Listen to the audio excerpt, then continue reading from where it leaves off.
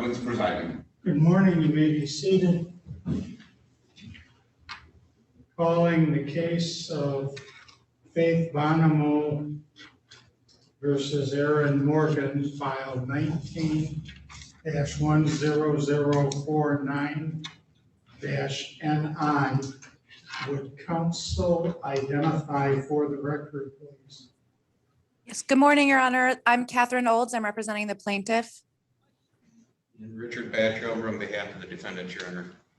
Today, good morning. Today is the date and time scheduled for a hearing on the plaintiff's motion to approve a settlement and attorney fees and costs.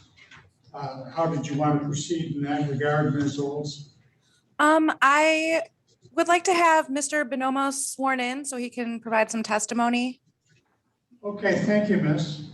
Mr. Bonomo, would you please raise your right hand to be sworn, sir? Do you solemnly swear or affirm that the testimony you are about to give will be the truth, the whole truth, and nothing but the truth, so help you God? Yes. Could you tell us your name? Stephen Bonomo. I'll direct your attention, Mr. Bonomo, to your attorney, Ms. Olds. Good morning, Mr. Bonomo. Can you tell me your address? It's 381 Old Orchard Drive, Essexville, Michigan. All right, thank you. And what is your relationship to Faith Bonomo, the plaintiff? I am her father. All right, thank you. And you understand that we had a contested case here and we were able to resolve it for a settlement of $40,000? Correct. Yes. Okay. And do you understand that if the judge approves the settlement, you cannot pursue more money against this defendant? This is a full and final resolution of this matter. Correct.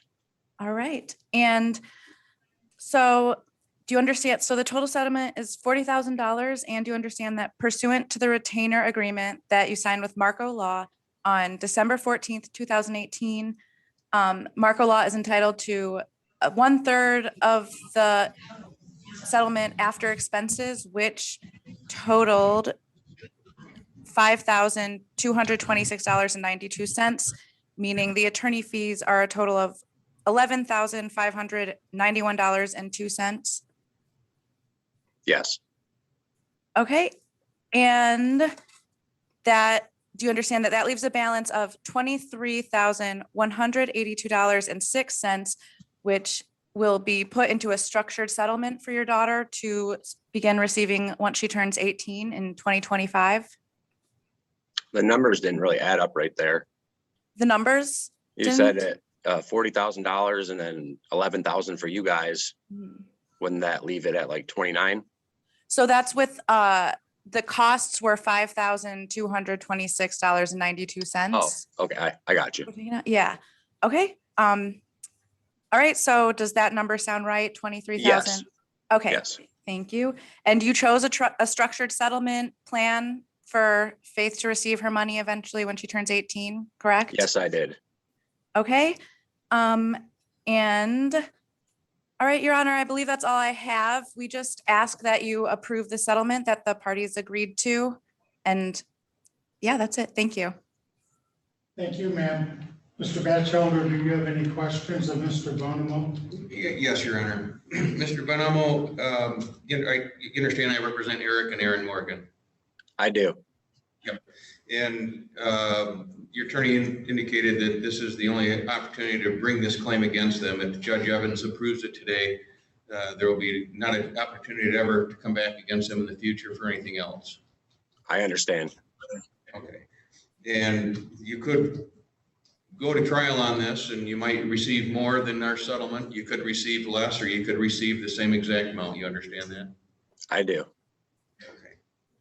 And if Judge Evans approves this settlement, and in the future you learn that your daughter Faith has some other injury that we don't know about today, it's still too late. You cannot come back against my clients for any future claims. You understand that? Yes, I do. Okay. Thank you very much. Anything further, sir? No, Your Honor. Anything further, Ms. Olds? No, thank you, Your Honor. Very well, then in this case, the court does find that it is in the best interest of the minor child to approve this settlement, and the settlement is approved, the court will sign a proposed judgment upon presentation. And will you be preparing that document, Ms. Olds? Sorry, could you repeat that? There's really loud construction outside of my office, Your Honor. Yes, that's okay, ma'am. I just said I've approved the settlement, and I will sign a judgment if you present it.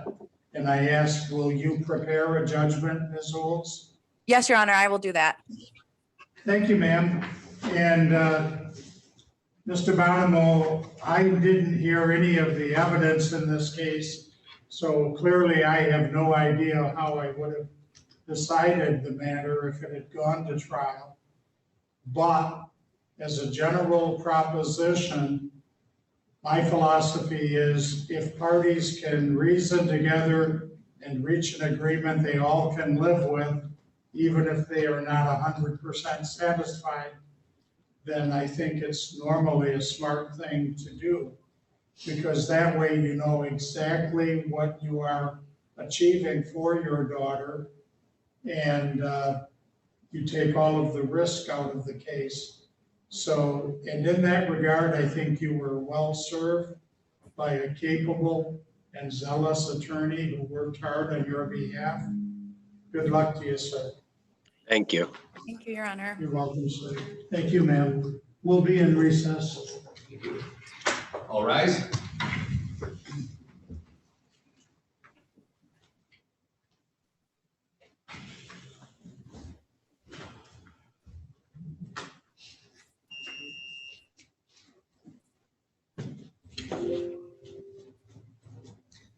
Catherine, can you hear me? Yes. Can you hear me? Okay, I'll get the settlement check in the mail to you. Okay. And then I know we're waiting for today's approval to get the stipulation signed and then the release. So, or will you get those documents to me and then a true copy of the order approving the settlement? All right. Sounds good. Okay, great. All right. Thank you very much. Thank you. Right. You can log off now, Mr. Bonomo. Thank you so much for coming. Yeah, thank you.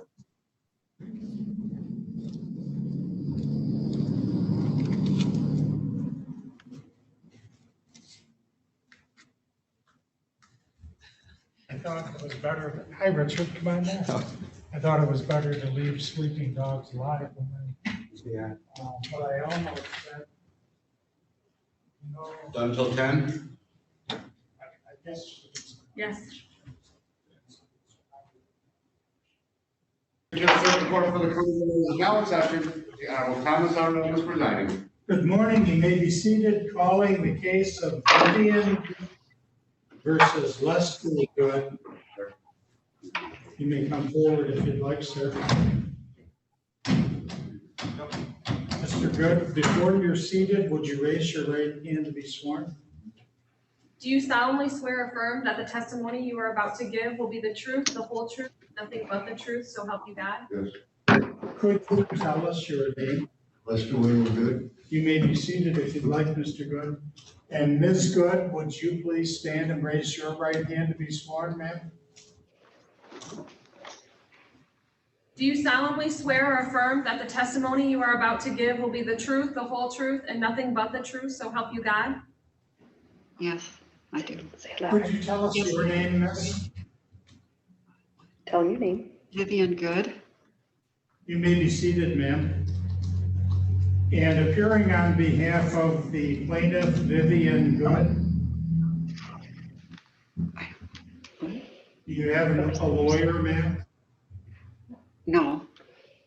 Speak up. And Ms. Lester Good, do you have a lawyer? No. Today is the date and time scheduled for a pretrial conference. If the two of you have not managed to settle your case, but it's also the date and time scheduled for putting the proof on the record if the two of you have reached an agreement about how you want to divide up the property and debts and all the other issues in the case. From your point of view, Ms. Good, have you and Lester reached an agreement? No, All right, so do you want the case then scheduled for a trial, ma'am? yes. Okay. Are there any other pleadings or written motions that you want to file, Ms. Good? No, And Mr. Good, No. are there any pleading? Thank you, ma'am. And Mr. Good, are there any pleadings that you want to file? No. All right. Ms. Good, do you expect to call any witnesses in the case? no, No. And other than, thank you, ma'am. Feel free to just take a breath and relax. You're doing fine, ma'am. Mr. Good, do you expect to call any witnesses?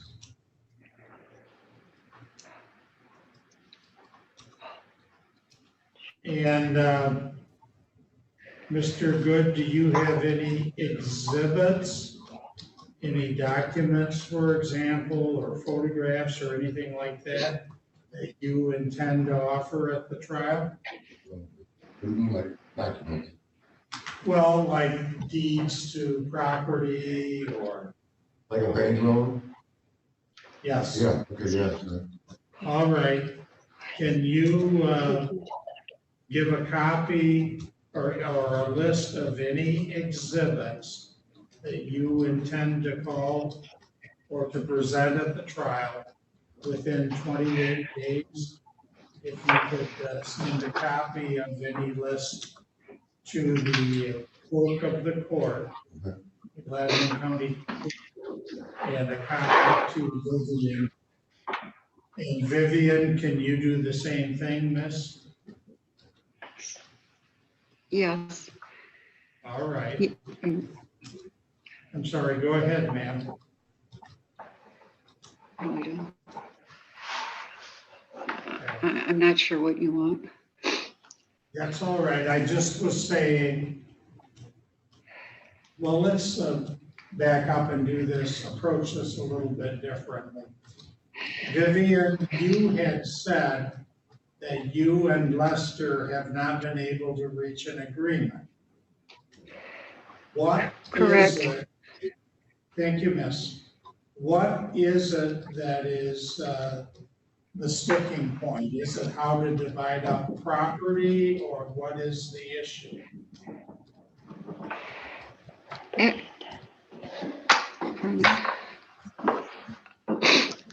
I just want some items of what belongs to me, Okay. And by the way, and you don't have to reach any kind of an agreement with Lester. It's not uncommon that people don't reach an agreement. It's not uncommon that there's a trial and they leave it up to the judge to decide who should get what. But it's always a good idea to figure out what are people really arguing about? What is the real dispute?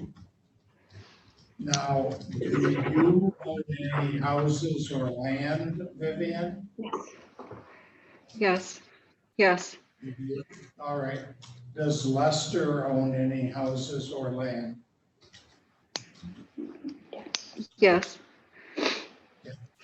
As far as the houses and land, is that something you and Lester have agreed on, how to divvy it up? Or is that something that you still have not agreed on?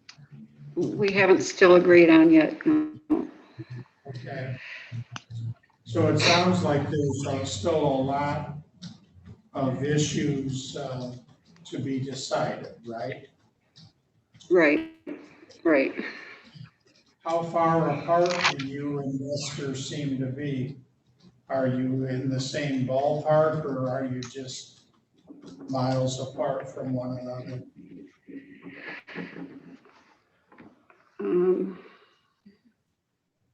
I'm unable to talk. Okay, why is that, miss? I have fear. Okay, so you're afraid of Lester? Yes, I am. All right. Do you have said you don't have a lawyer. Do you intend to get a lawyer? No, All right. And Mr. Good, do you intend to get a lawyer? Not if I don't have to, no. What's that? Not if I don't have to, no. Well, there's no law that says you have to have a lawyer. It's always a good idea to have a lawyer, but, I'm willing to give her whatever she wants, as long as it's out of my life, that's all. I mean, I don't care. all right. Vivian, did you hear that? I've tried 3 times to settle this with her, now she wants to argue and fight. All right. Vivian, did you hear what Lester just said? no, He basically said, I'm willing to give her whatever she wants to get her out of my life. I've tried to talk to her 3 times and all she wants to do is argue and fight. Now, you probably have a different perspective than that. But what is it let's start with the land and the houses. Do you want some of the land and houses? no, no, sir, Your Honor.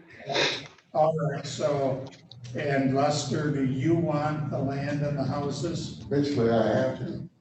All right, so you are willing to take the land and the houses, right? Mhm. Is that true? Yes, Along with any and all debt that goes along with them? with the house, yes.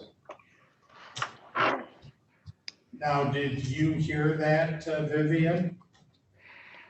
Yes, All right, is that what you want to happen, or do you want something else to happen? he may have the house. Okay, What- okay. Thank you, miss. Is there only one house, Mr. Good? Yes, Okay. And is there some acreage that goes along with that house, or, I think it's just like they kind of consider it the lot, I guess. okay, so it's a house and city lot. Oh, it's in the county, actually. Okay, and where is it located Sage at? Township, 1350 Crest. There- I'm asking for my phone. Sure. Yeah. You can take your mask off. Okay. And as far as I'm concerned, ma'am, I don't know how the person with you feels, but it's okay with me if you take your mask off also. So you said the house and the city and the lot is located at 1350 Crest. 1350 Crest, Right, Crest. yep. Is that road, street? I got the road, I guess, yeah. Okay. And what township is that in? Sage. Sage Township. Baldwin County, Michigan. Yep.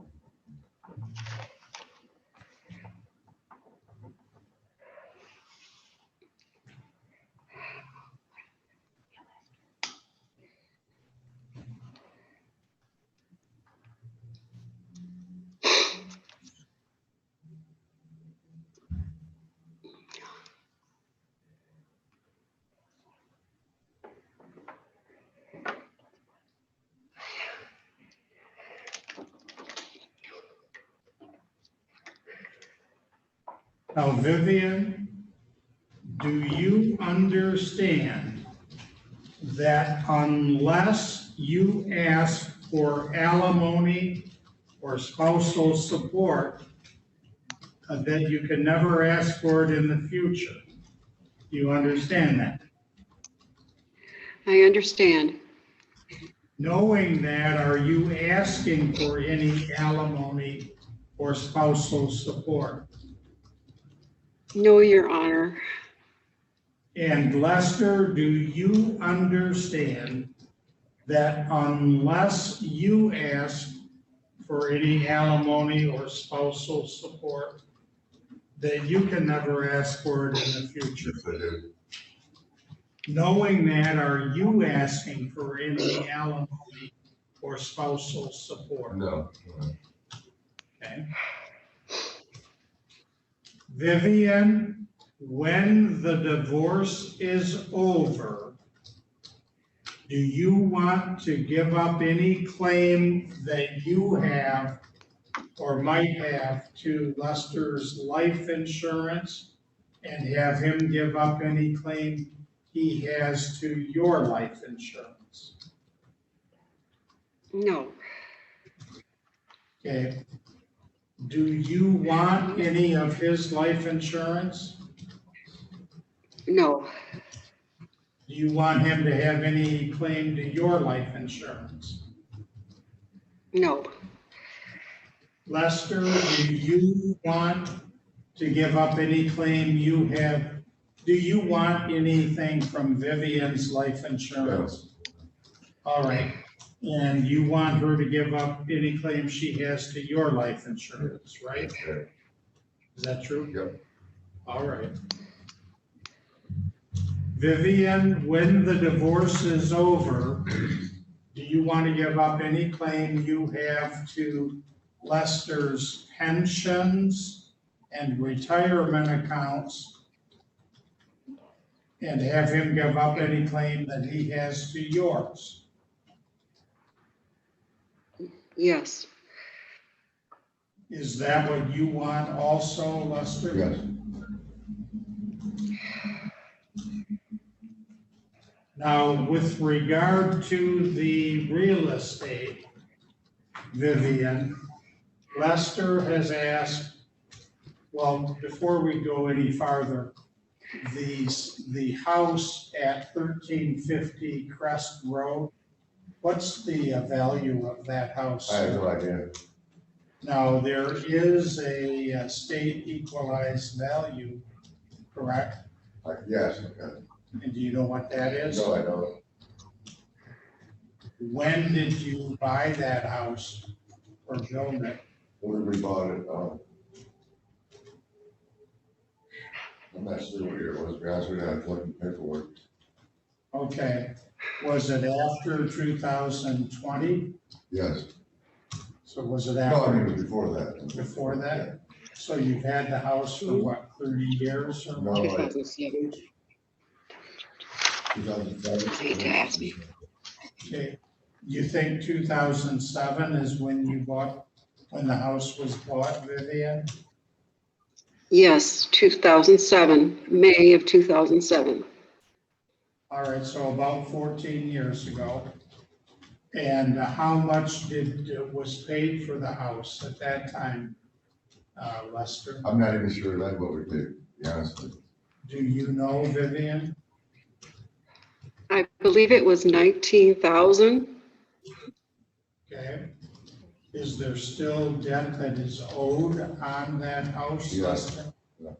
About how much is still owed on it? I couldn't tell you off the top of my head either. I'd have to dig in the paperwork to find it. Okay. Vivian, Lester has proposed that he be given the house and the lot, the land that it's on, at 1350 Crest Road. He has said, Judge, I want you, what I'm asking for is give me that house and I will pay any debt that's owed on it, but then I will own it free and clear, and I will pay off any debt and protect Vivian from having to pay any of that debt. Is that something you want to do or not, ma'am? Yes. You would like to do that? Mhm.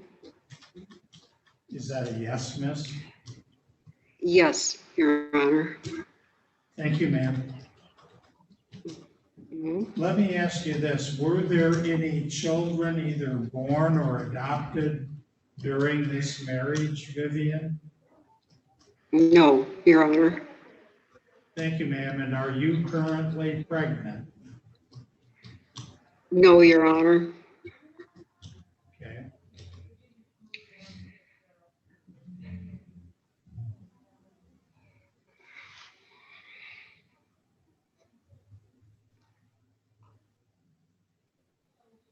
Now, as far as the personal property, are there things that Lester still has in his possession that you want to have? Yes. Okay. Have you told Lester what these items are that you would want to have? No, I haven't, Your Honor. All right. Are there other things in your possession that you have that you want to keep? I assume there are, right? Yes, yes, Your Honor. All right. And Lester, does Vivian have any property in her, any personal property in her possession that you want from her? No. Okay.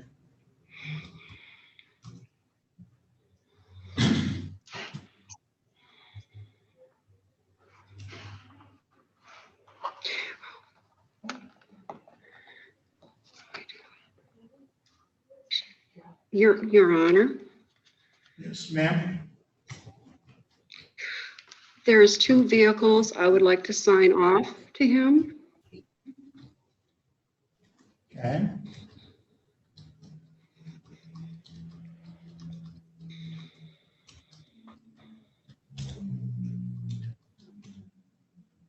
And what are those 2 vehicles? 2002 Buick Rendezvous. And the other one is a 2000 Kia Sportage. Okay, and is there any debt owed on either of those vehicles? No, no debt, Your Honor. All right, and Lester, do you want to take those 2 Oh, vehicles? one I'm barely driving, the other one I got a junk, so yeah, I have to have it signed off. Yeah. All right, so you and Vivian agree that you want to have those vehicles, right? Right, yeah. And you said one of the vehicles was a 2002? What vehicle is that, sir? The Buick Rendezvous. So the 2002 Buick Rendezvous.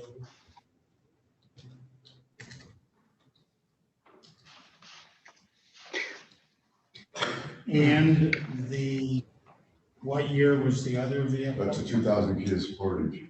2000 Kia Sportage. Sportage, Sportage.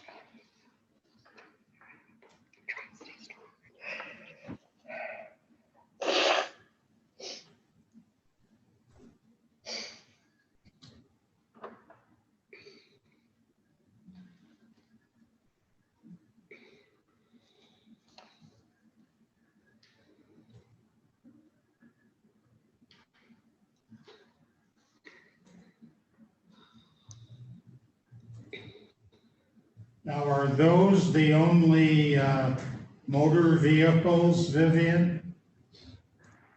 Yes, Your Honor. Are there any boats or trailers or anything like that, ma'am? No, Your Honor. Any snowmobiles or off-road vehicles or ATVs? No, Your Honor. All right. So as far as the personal property, the two of you agree that Lester will get the 2002 Buick Rendezvous and the 2000 Kia Sportage, but he will have to pay any debt that's owed on those vehicles, even though both of you say there is no debt. Correct? Correct, Your Honor. Is that what you want also, Lester? Yes, sir. All right.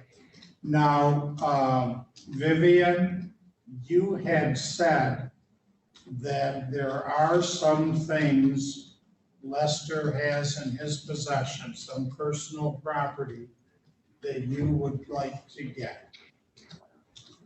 Okay. Yes, Your Honor. Do you have any problem with that, Lester? As long as he brings the police with her, because I'm not gonna argue and fight with her anymore. Okay. And Vivian, do you, how much stuff are we talking about? Is this a whole laundry list of items, or is it 3 or 4 things, or what is it? 6, 7, about 7 items. All right. Then, let's, What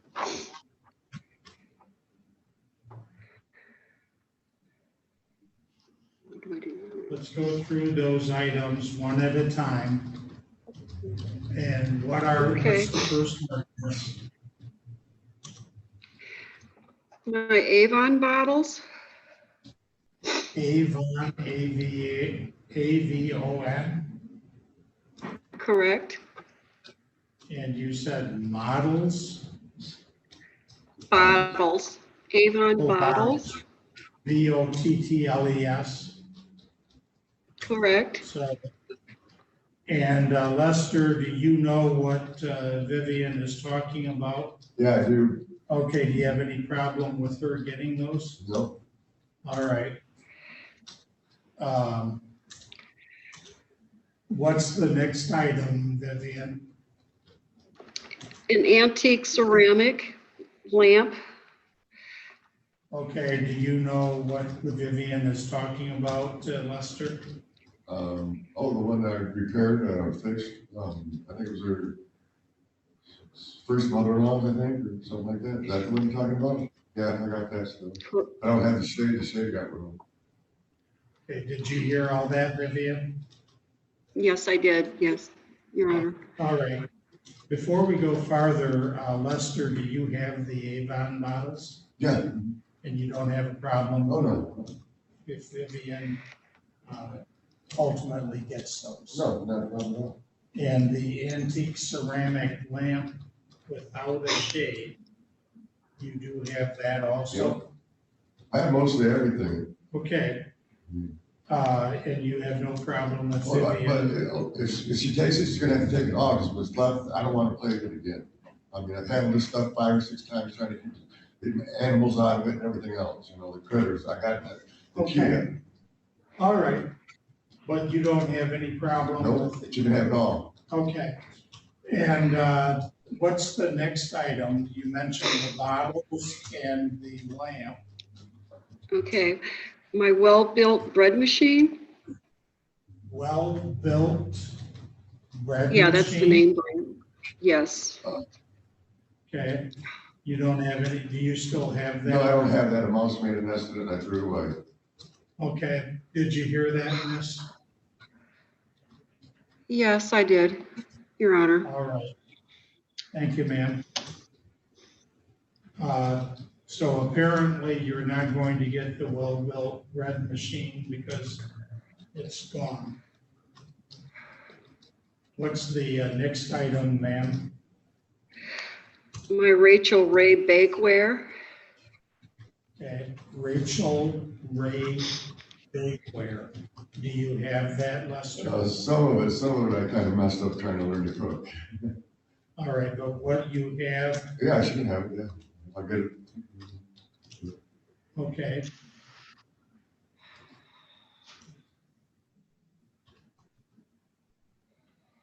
And what's the next item, Vivian? my 2 wall shelves, wooden ones that my daughter made me. Okay. Do you still have those, Lester? Yes, everything's in there, yeah. Mhm. Okay, so 2 wooden wall shelves. Do you have any problem with No. Vivian getting those? Nope, I'm good. All right, what's the next item, Vivian? My 2 paint by numbers that I left behind. There's sunflower and an eagle on a log. Okay. Do you have those, Lester? The sunflower one I might be in the queue still, but she took all hers, paint by numbers. The only ones I got left there, one that's not half finished, the one that's not even touched yet. That's the only 2 I've got. All right. So, but the 2 paint by number paintings that you have, she can have? Yeah, well, yeah.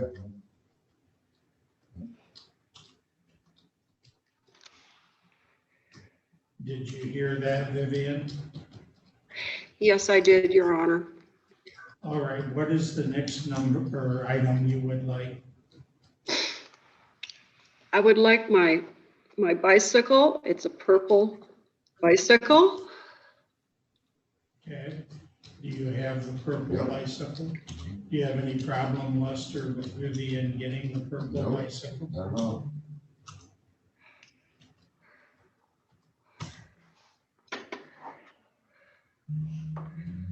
What's the next item, Vivian?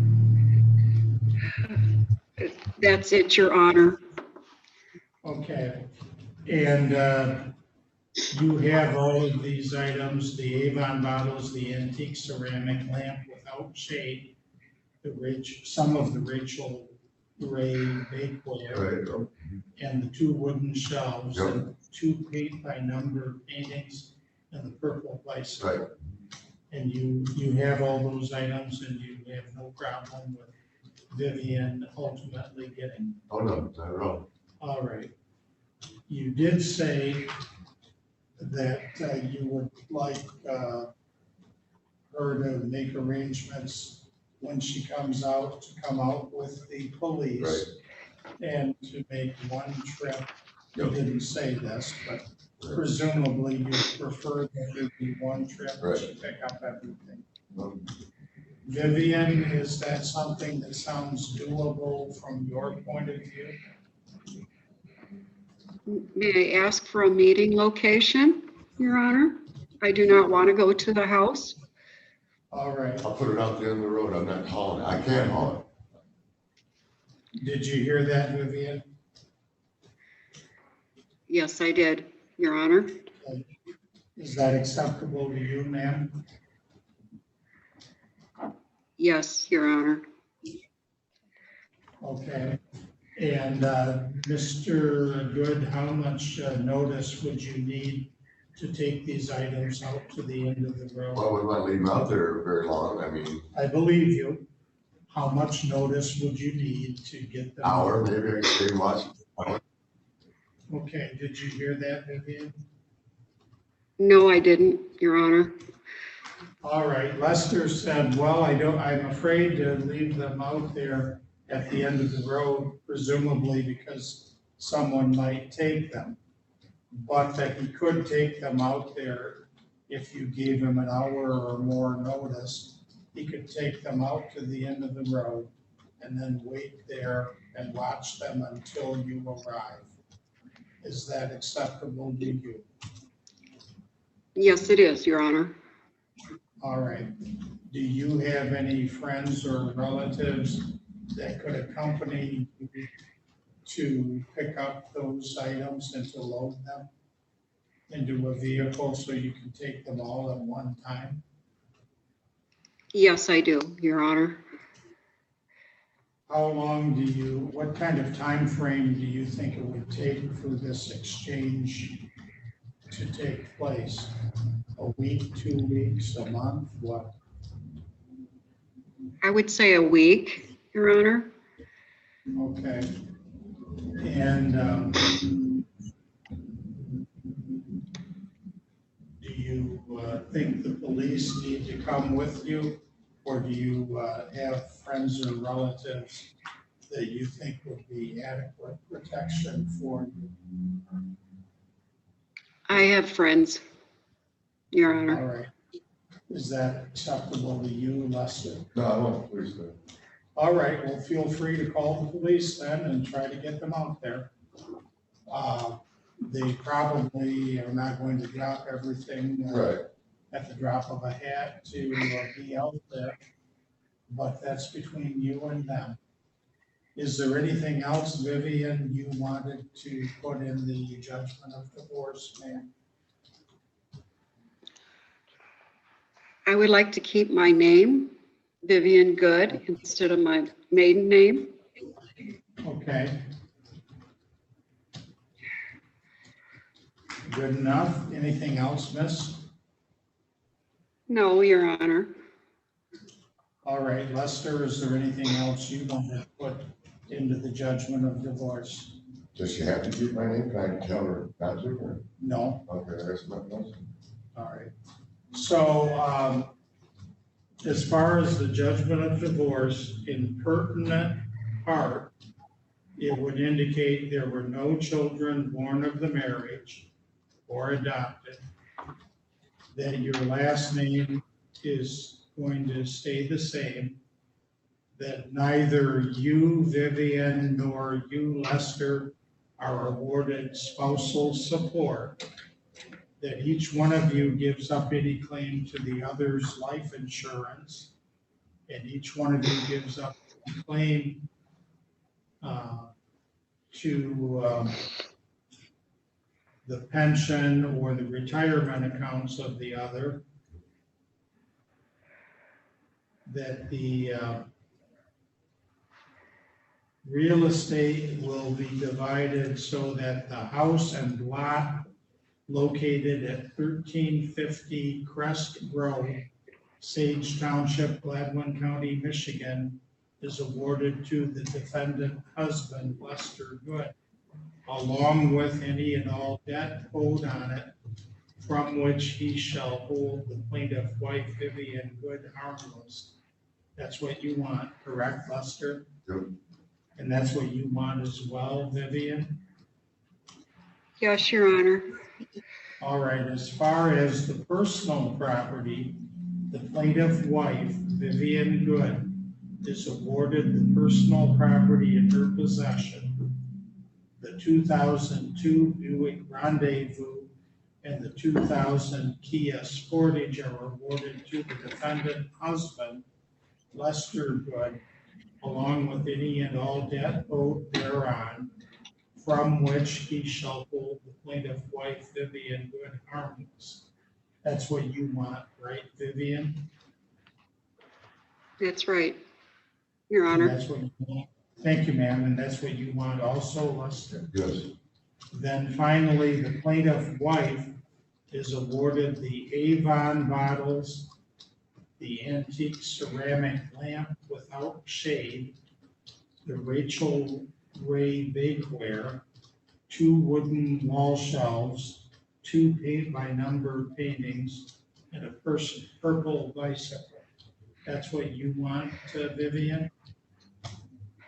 Yes, Your Honor. And that's what you want as well, Mr. Good? And do you think you'll be able to make arrangements to pick up those items within 2 weeks, ma'am? Yes, Your Honor.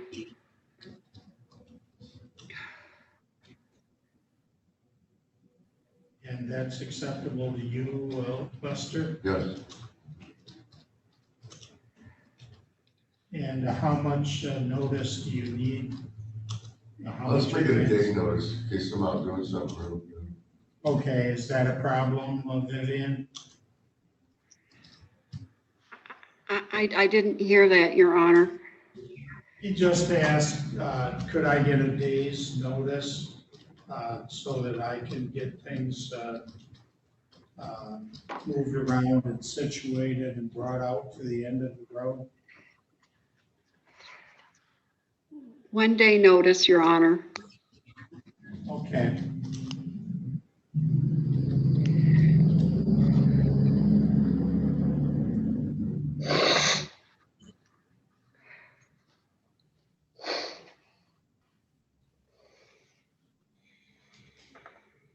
So if we say with 24 hours notice, that's acceptable to you, Lester? Yes, And that's acceptable to you, Vivian? Yes, All right. yes, Your Is there Honor. any- Thank you, ma'am. Is there anything else you want put into the judgment of divorce, Vivian?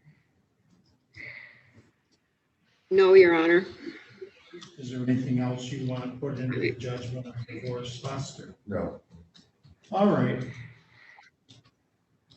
Vivian, I don't have his number. you've been sworn to tell the truth. Let me ask you this, miss. Did you file a complaint for divorce? Your You Honor, did file. what was that? You filed a complaint for divorce, is that true? Yes, it's true. Now, immediately before you filed the complaint for divorce, had you been living in Gladwin County for at least 10 days? And had you also been living in the state of Michigan for at least 180 days? In Gladwin County, yes, but I lived in Washington State for 14 months. Okay. Now, immediately before you filed the complaint for divorce, had you been back in Michigan and living here for at least 6 months, for at least 180 days? No, Your Honor. Lester, immediately before Vivian filed her complaint for divorce back on March 3rd of 2021, had you been living in the state of Michigan for at least 180 Yes. days? Okay. And immediately before Vivian filed her complaint for divorce back on March 3rd, had you also been living in the state in Gladwin County for at least 10 days? yes, All right. Vivian, were the things that you wrote in the complaint for divorce true at the time you wrote them? True? Yes. Okay. And are they still true today? Yes, they are. Ma'am, has there been a breakdown in your marriage to Lester? Excuse me? Has your marriage to Lester broken down? Yes. Is there any reasonable likelihood that you and Lester will be able to save your marriage? No, Your Honor. As a consequence, do you want to be divorced? Yes, Your Honor. Do you want to divide up the land and the house and the personal property and the debts the way that we have discussed here today? Yes. Okay. Lester, do you want to divide up the land and the house and the cars and the debts and the personal property the way we've discussed today? yes, All right. In this case, from the proofs that have been presented, the court does find there has been a breakdown in this marriage to the extent that the objects of matrimony have been destroyed, and there's no reasonable likelihood that the marriage can be saved. And further, that the other statutory grounds for a divorce have been satisfied as well. A judgment of divorce is granted, and the court has prepared and signed a judgment of divorce consisting of 2 pages. Now, I'm going to file the original judgment of divorce with the clerk of the court. And Lester, if you choose to wait here in the courtroom for 5 or 10 minutes, she can give you a true copy of the judgment of divorce. And Vivian, does the court have your current address? Yes, Your Honor. All right, then I will ask the clerk to mail to you a true copy of the judgment of divorce for your records also. Okay? Okay, Your Honor. Thank you.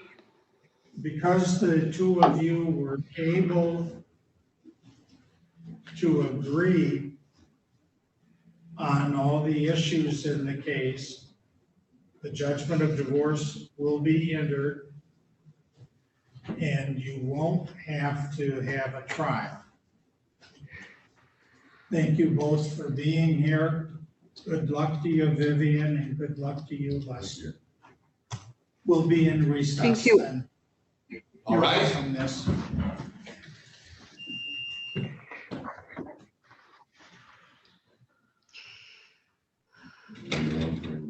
Yeah, you'll want to go down to the clerk's office on the 2nd floor. Okay. Okay. Right about that door.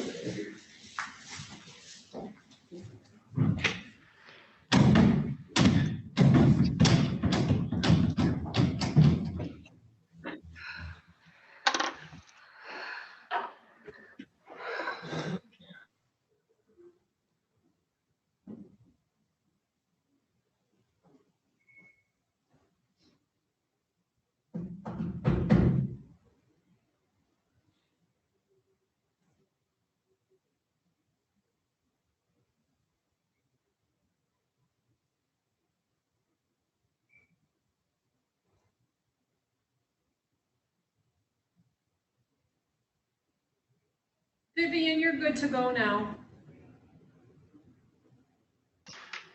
Thank you.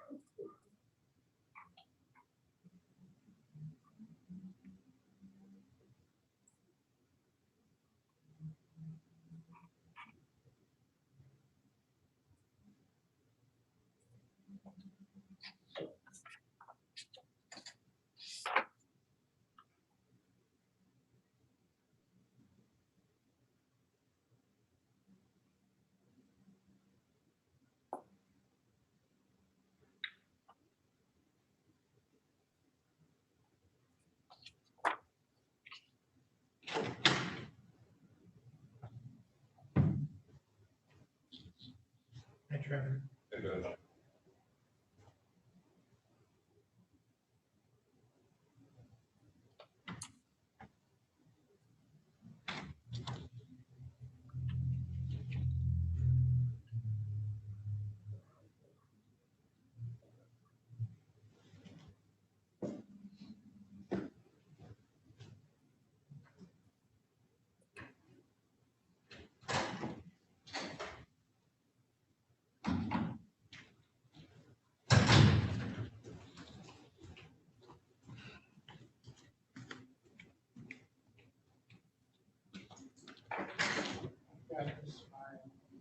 Okay.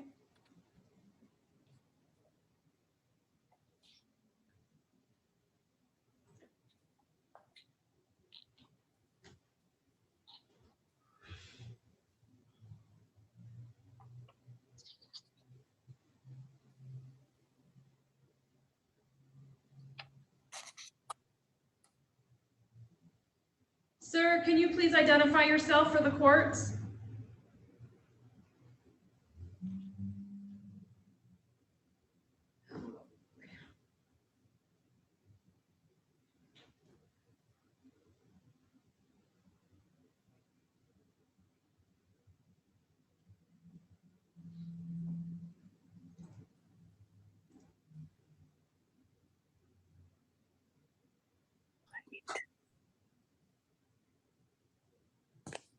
Will the person with Sydney's iPhone please identify yourself for the courts? Sydney Orvis.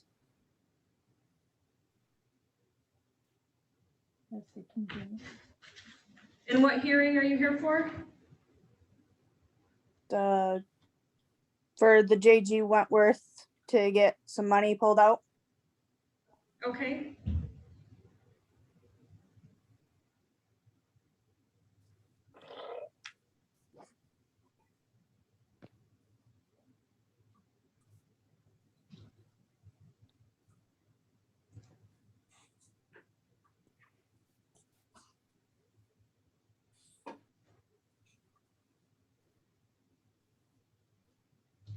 Sydney, we're not quite to that hearing yet, so it'll be a few minutes, okay?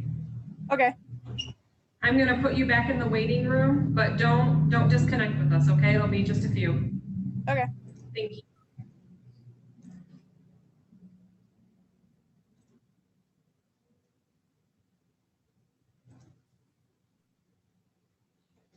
Sir, can you please identify yourself for the courts? Joshua Salk. Thank you.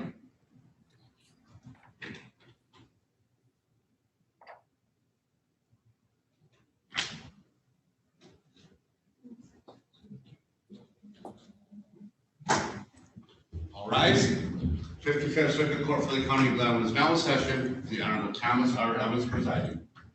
Good morning, calling the case of National Collegiate Student Association versus Joshua Salk. Would counsel identify for the record, please? Yes, Your Honor, Jennifer Dillow, appearing on behalf of the plaintiff. And sir, are you Joshua Salk? Yes, sir. Please remove your hat and stand and raise your right hand to be sworn, sir.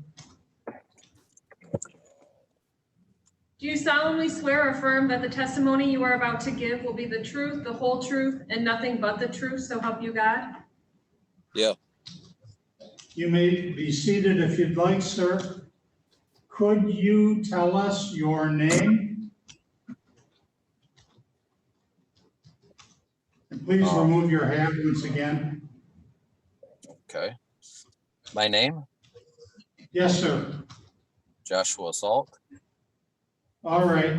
What brings us into court today is a pretrial conference is scheduled in this case. Ms. Dillo, is the plaintiff asking for a jury? There's no jury demand. Okay, and Mr. Saul, so far the defendant, you, the defendant, have not asked for a jury trial either. So the case will be scheduled for a bench trial Okay. unless you decide you want to ask for a jury and pay the fee for that purpose. And if so, I would ask that you do that within the next 2 weeks. Okay.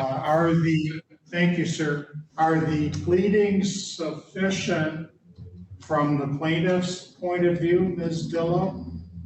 Yes, Your Honor. And from your point of view also, Mr. Saul? What exactly does that mean? Well, I can't give you legal advice, but basically it means, is there any written motion or document that you intended to file in this case, Mr. Saul? Yes, I have some paperwork I'll be bringing up to the courthouse later on today. All right, are these exhibits that you want to offer at the trial when there is a trial, sir? Yes. All right, then I would ask that all exhibits, copies of them be filed with the court within 28 days. And within 28 days, that a copy of any such documents be filed with either the opposing lawyer, Ms. Dillo, or with the defendant, Joshua Salt. And similarly, I would ask that each one of you provide to the court a list of any witnesses you want to call at the trial within 28 days. I would ask for trial briefs no later than, so at least 5 days before the trial. And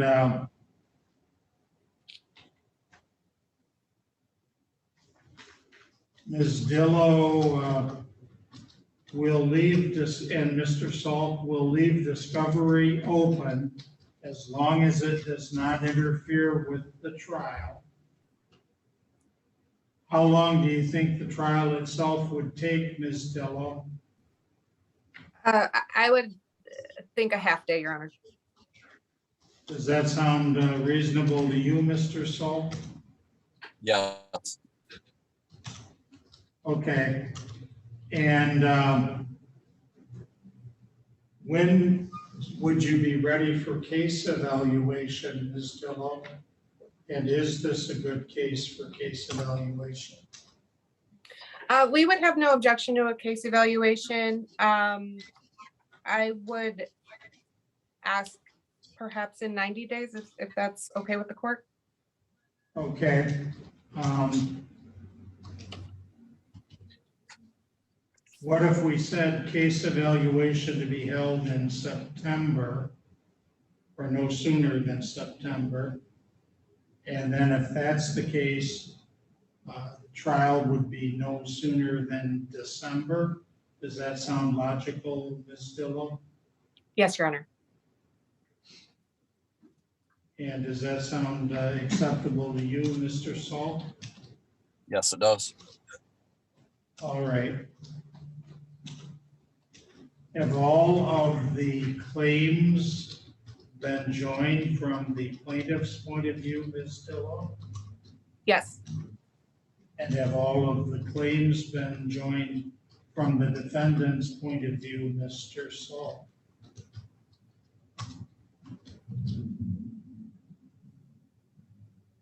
You don't plan to file a counter suit against National Collegiate Student Loan, do you? No, I don't plan on the countersuit. All right. Is there anything else we should address, Ms. Dillo? No, Your Honor. Actually, does the court have any specific deadlines for motions? No, but feel free to file motions whenever you deem to be appropriate, Ms. Dillo. Thank you. Thank you, ma'am. Anything else, Ms. Dillo No, Your Honor. or Mr. Salt? No, thanks. Thank you.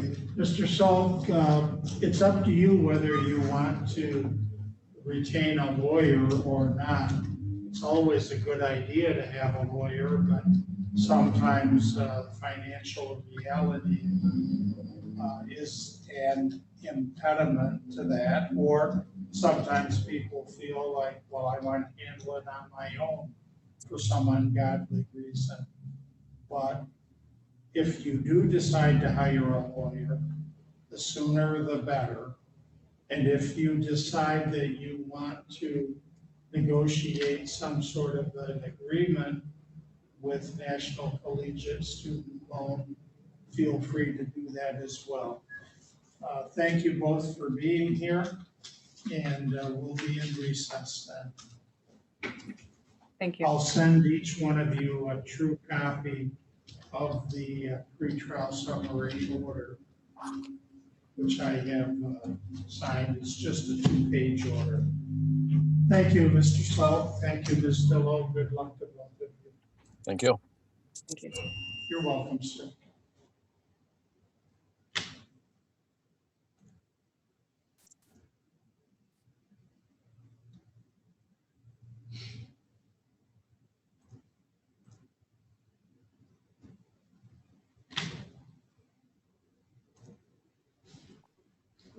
Two people in the meeting room. Feel free to disengage if you'd like, Mr. Salt. Okay, I just wanted to make sure I was definitely dismissed. Thank you, sir. Thank you for being polite.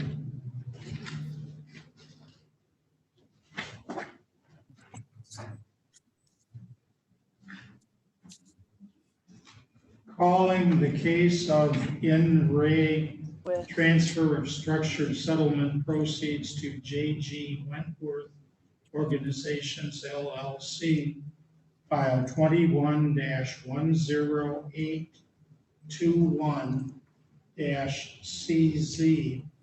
Would counsel identify for the record, please? Good morning, Your Honor. For the record, Joel Grand on behalf of petitioner J.G. Wentworth Originations, LLC. Thank you, sir. And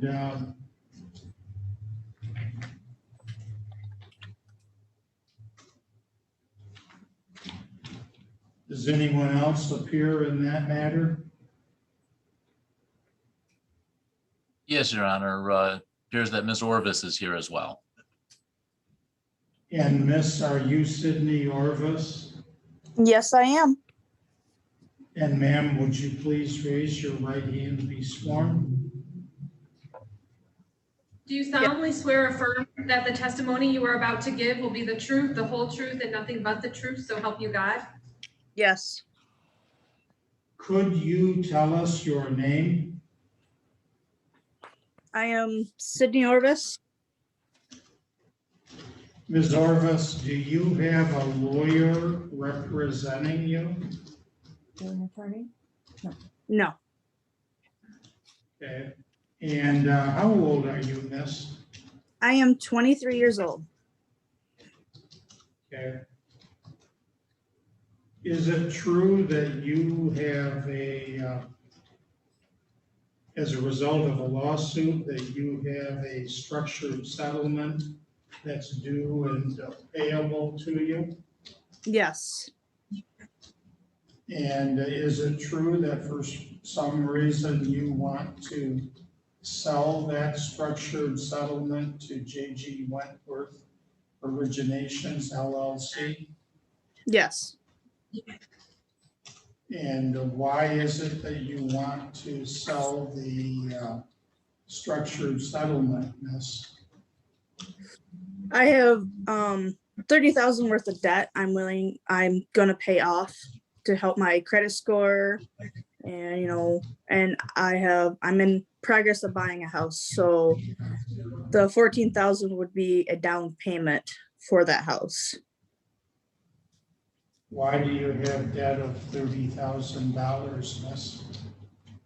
My credit cards, my truck and the car.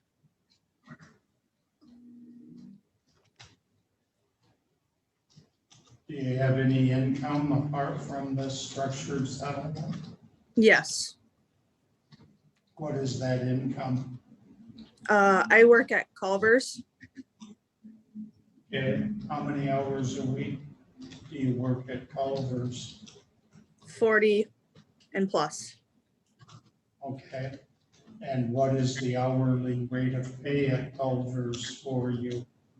$11.50.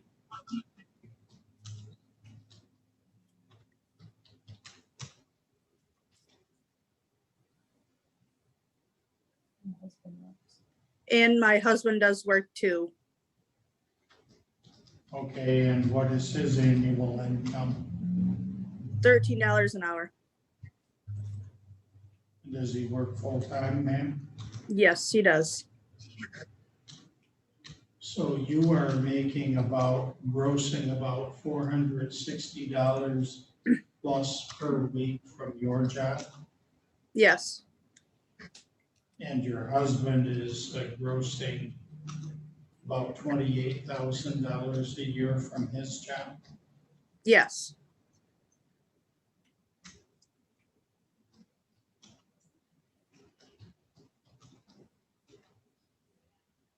So between the two of you, you are grossing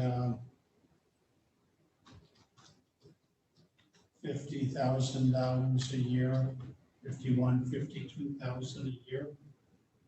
What are your taxes a year? What do they say you make? I don't know. Does that sound right what you're saying? Yeah, about around there. Yeah. Why would it be in your best interest to sell this structured settlement, Miss?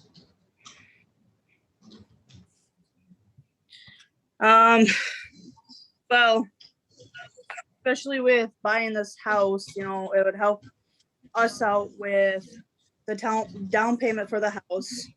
And plus, we're getting rid of almost a $700 payment between, the car and the truck and all the credit cards. So, it would help us out a lot for, helping or with the house. Do you have any questions you want to ask of this witness on behalf of the plaintiff, Mr. Grant? Just a couple of questions. Ms. Orbis, it's my understanding that if the court approves this transaction, you will still have another structured settlement payment in the amount of $86,895.30 that is not a part of this transaction that you will receive in 2027. Is that also your understanding? Yes. And I just want to confirm, my client had recommended to you in writing that you should consult with an attorney or financial planner regarding this transaction, and you chose not to at that time.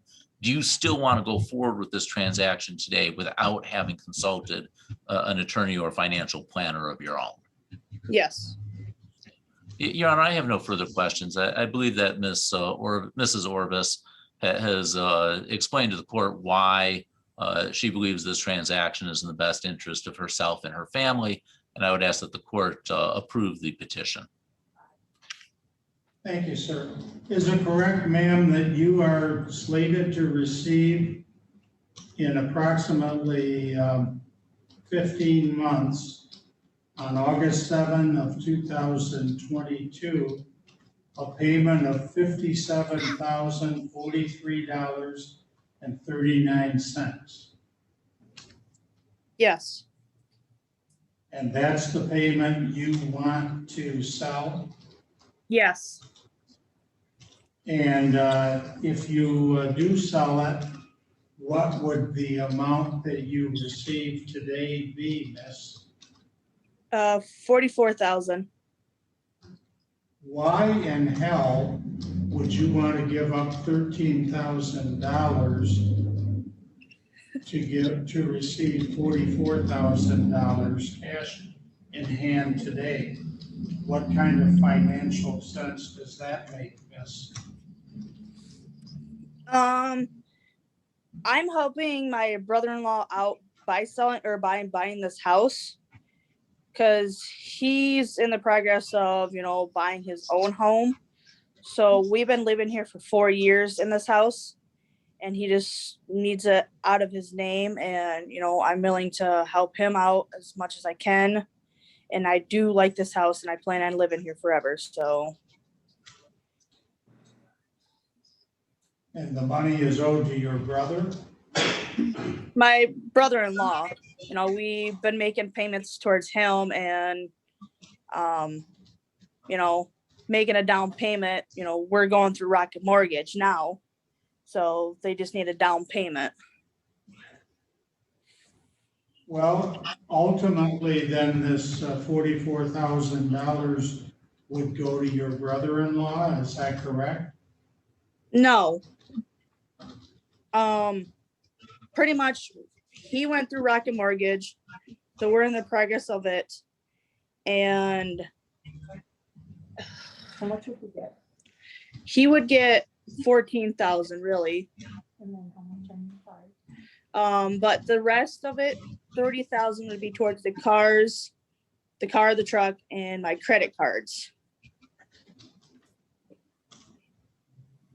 Well, what would your brother-in-law think about getting $27,000 15 months from now instead of $14,000 cash in hand today?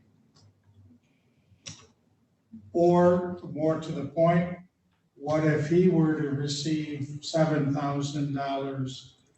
If he were to receive, let's say, $20,000 a year and 3 months from now, and you were to pocket an additional $7,000 yourself a year and 3 months from now?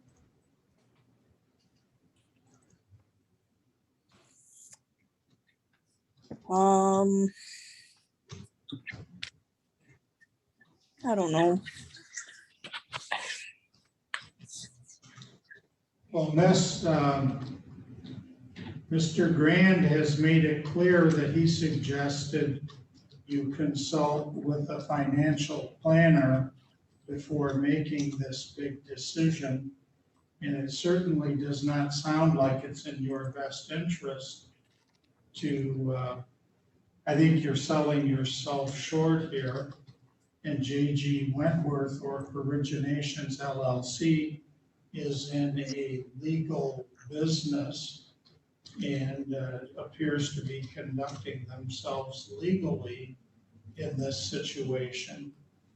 But you certainly are a babe in the woods, and I certainly don't want to see you, to mix metaphors, I don't want to see you get fleeced here. And it's hard for me to see how this is in your best interest.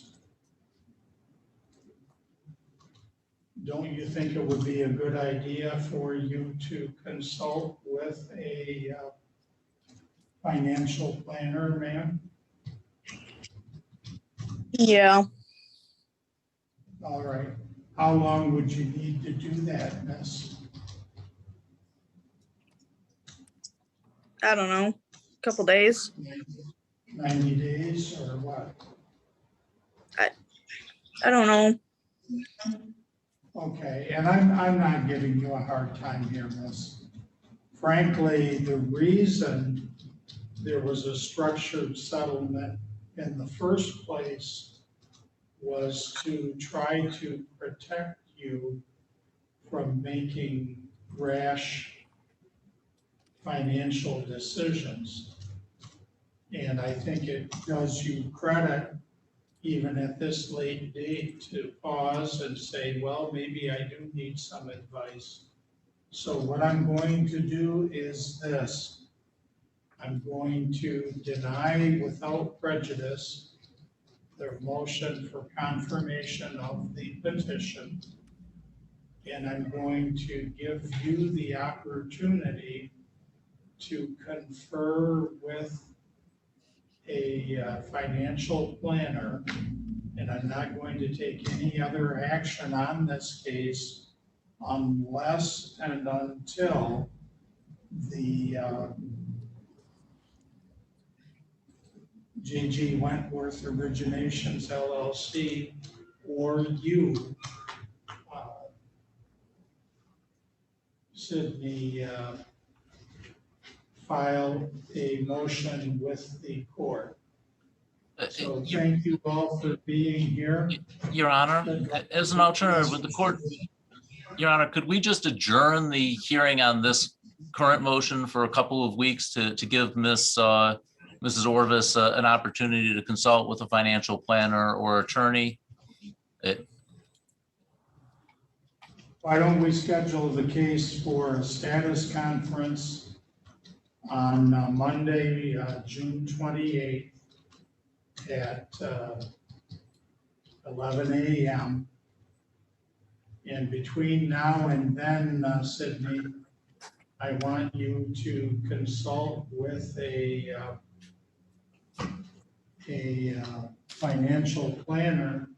And if you just come back on that day and say, well, I have not consulted with anyone, I don't have anything in writing from a financial planner telling me this is a good idea, but I've thought it over and I want you to approve it, I'm probably not going to approve it just on that basis. Because I don't want you to get fleeced, and I want you to make a decision in your own financial interest with your eyes wide open. And I think you are correct when you say that you need some professional advice.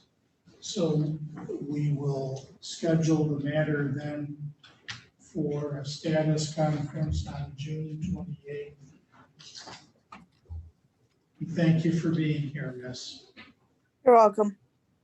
Thank you, Mr. Grant. We'll be in recess then. Thank you. All right.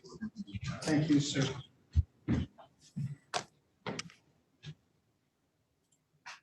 And until maybe she'll come back.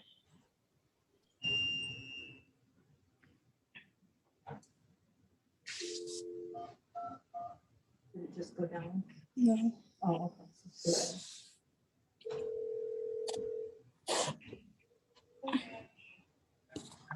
Sydney, you're free to go now. Okay, thank you. Okay. So right down. And then I postponed the meeting.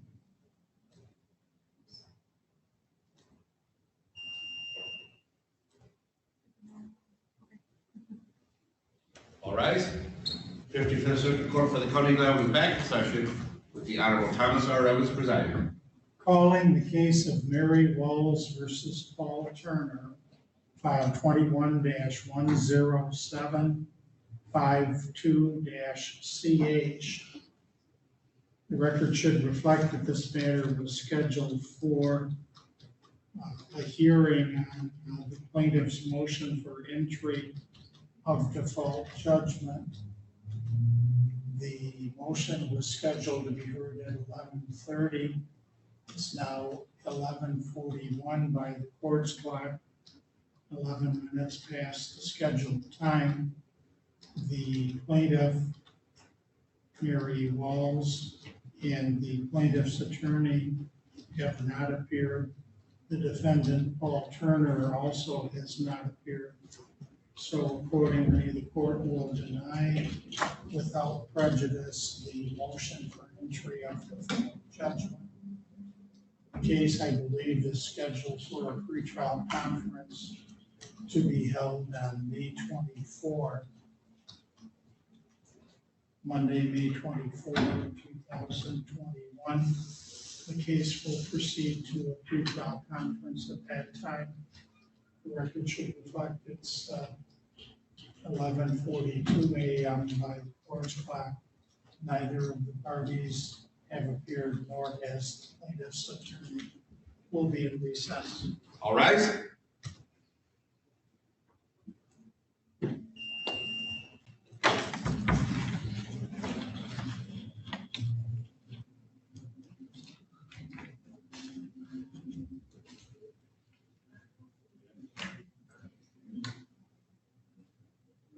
Supposed to be on Zoom at 1:30 for Mr. Simmons. And he wants to talk to the judge about the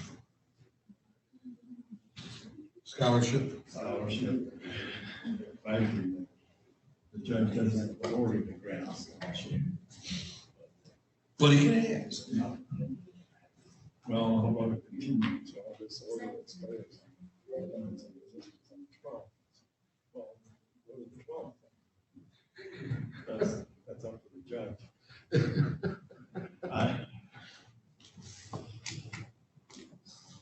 Get back to the round for the Zoom in.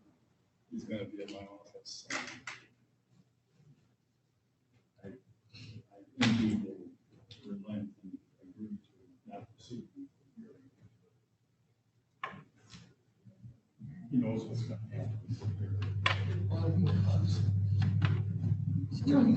It's sad to keep on is the first part of the thing. But because of the mental health issues. I think we should just sit it with Steve.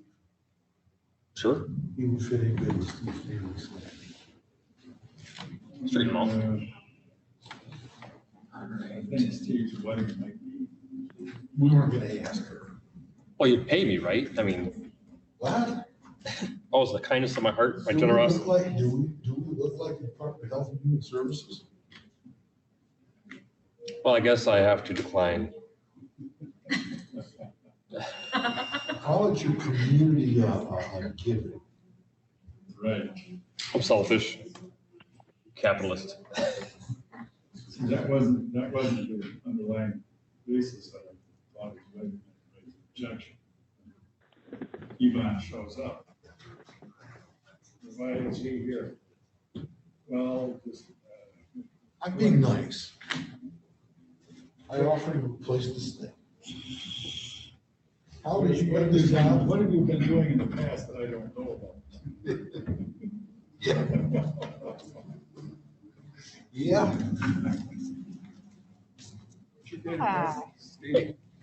So, there are more. I'm not allowed to say. Yeah, and I'm just trying to make sure I cover basics. I don't know what's required and what's not. And I don't want it to look like I'm trying to dodge. You know, that's my biggest thing is I want to make sure I fulfill the law. Yeah. And I wasn't going to throw away the PSI. I was considering throwing out if the defense wanted what I gathered from the PSI interview, which was very. Right. But, Yeah, no, I have, Garvey is supposed to interrupt you today. Okay. I just wanted to make that. But we had some training on for sentencing advocacy. I don't know how much of it was supposed to be covering what we do in the court. Because we already went through it with district court and it's like, we didn't say anything. I guess our talked thing to them is, ahead of time. we're wondering Some too, like, what's the attorneys I point? would get upset Because about I have those never things. gathered incriminating information from PSI interview, nothing that would hurt a client. All I'm trying to get from the interview is their family history. I already have the criminal history. I might ask her The some stuff- questions, The but stuff that you get that is part of my complaint is, I have a no contest plea and then you get the police report. Yeah. And I'm like, in the middle too. and everything from the police report goes in my narrative. That's not even the defendant's description, you know, so. Yeah. But I'll comply with the court, you know, or the law. Right. No. What I'm tempted to do is just ask clients, do you want to have the PSI interview with your attorney? Consult attorney. All rise. 55th Circuit Court for the County of Glasgow is now in session. The Honorable Honorable Thomas R. Evans presiding. Good afternoon, you may be seated. Calling the case of People versus Alexander Marcus Bennett, file 21-010785-FH. Would counsel identify for the record? Good afternoon, Your Honor. Norman E. Gage, appearing on behalf of the prosecutor's office. Good, how are you, sir? Louis J. Wilford, 127 north of K Street, on behalf of Mr. Bennett, Your Honor. Mr. Bennett, before you are seated, would you please stand and raise your right hand and be sworn, sir? Do you solemnly swear and affirm that the testimony you are about to give will be the truth, the whole truth, and nothing but the truth, so help you God? Yes. Could you tell us your name? Alex Marcus Bennett. You may be seated if you'd like, sir. Mr. Bennett, do you understand that according to count 1, you are charged with fleeing and eluding a police officer in the 3rd degree? Yes. Now, that crime is a felony and ordinarily would carry a maximum penalty of 5 years in prison and/or a fine of up to $1,000. And your driver's license would be suspended for 1 year. However, you also are charged with being a habitual offender, second offense notice. So if you plead guilty both to count 1, fleeing and eluding a police officer in the 3rd degree, and you also plead guilty to being a habitual offender, second offense notice, the net effect of those things is that the court, in its discretion, could raise the maximum penalty for count 1 from 5 years in prison to 7.5 years in prison. And the court also could raise the maximum penalty from $1,000 to $1,500. Now, it would be discretionary with the court whether or not to raise the maximum end of the sentence. And regardless of whether the court did so, the minimum end of the sentence still would be discretionary with the court. You understand all these things? Kind of. Well, it's very important that you understand them. So why don't you take a moment and talk to your lawyer, and then we'll start back up again. You may remain seated. We'll be in recess.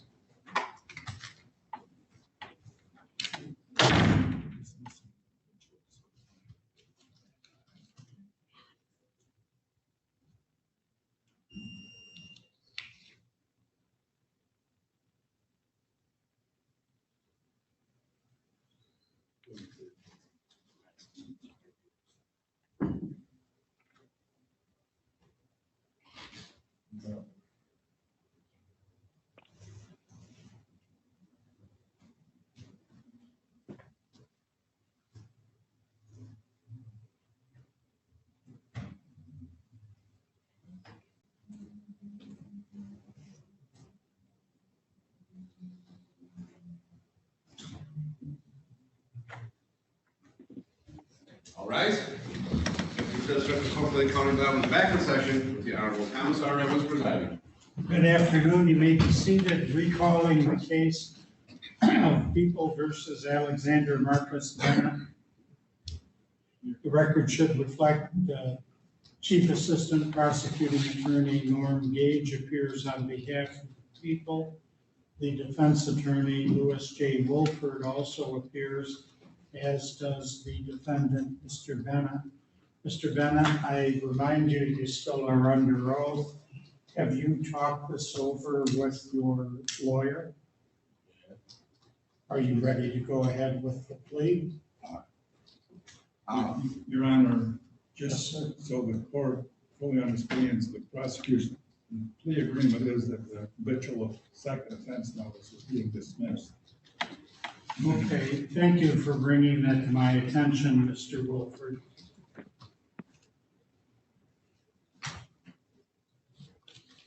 Mr. Bennett, do you understand, sir, that according to count one, you are charged with fleeing and eluding a police officer in the third degree? Yes. Now, that crime is a felony and it carries a maximum penalty of 5 years in prison and a maximum and/or a maximum fine of up to $1,000. And in addition, your driver's license would be suspended by the Michigan Secretary of State for 1 year. Do you understand that's the maximum penalty? Yes. The minimum penalty or the minimum sentence would be discretionary with the court.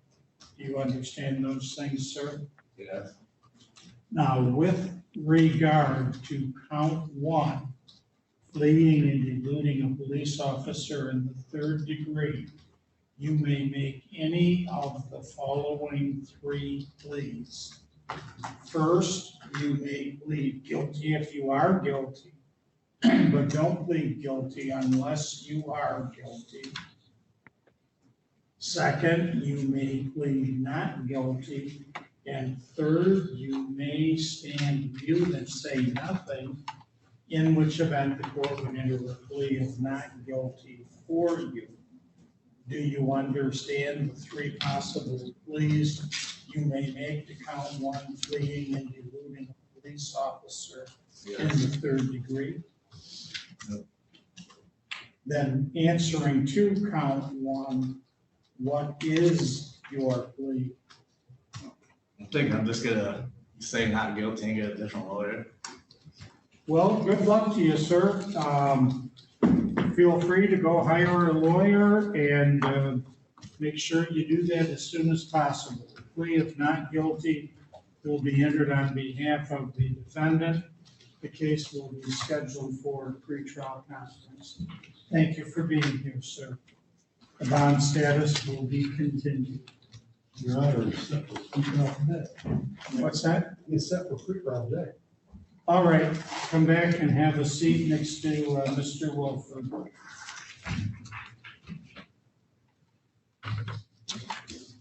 You want the case scheduled for a jury trial, Mr. Wilford? Yes, Your Honor. All right. Was there, how many days do you think the trial would take? 1 or 2 or what? No more than 2, Your Honor. Yeah, that's correct. Thank you, Mr. Gage. Thank you, Mr. Wilford. Was there a preliminary examination conducted, Mr. Gage? No, Your Honor. Very well, I would ask that any pretrial motions be filed not more than 28 days from today.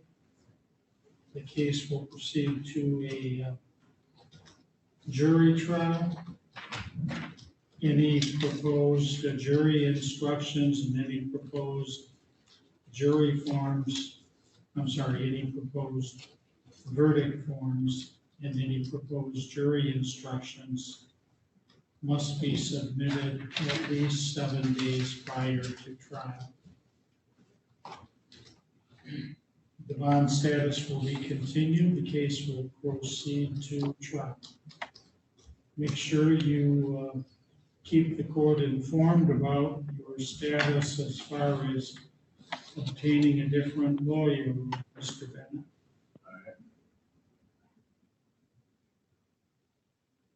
Thank you for being here, sir. You may leave if you'd like. Your Honor, just so the record is clear, based upon Mr. Bennett's actions today, there is no longer a plea offer out there. Okay, thank you, Mr. Gage. I'm gonna go, right? Yes, sir.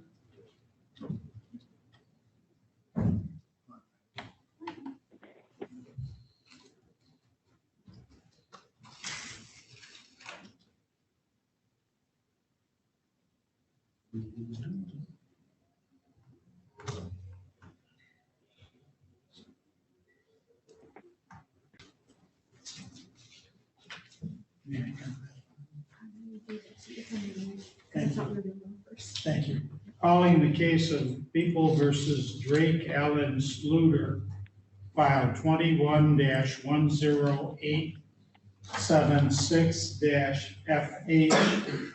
Would counsel identify for the record, please? Good afternoon, I'm Norman D. Gage, appearing on behalf of the prosecutor's office. Louis J. Wilford, 127 North Arcade Street, Flat, Michigan, representing the defendant, Your Honor. Today is the date and time scheduled for the defendant to be arraigned on charge of criminal sexual conduct in the third degree. How does your client want to proceed regarding arraignment? Your Honor, Mr. Wilford? Mr. Sluter is going to plead no contact, or plead standing mute in the matter, Your Honor. Very well, a plea of not guilty will be entered on behalf of the defendant. Is there any issue as to bond? Mr. Gage? There is an issue to bond, Your Honor. I've noticed the schedule calls for pre-trial.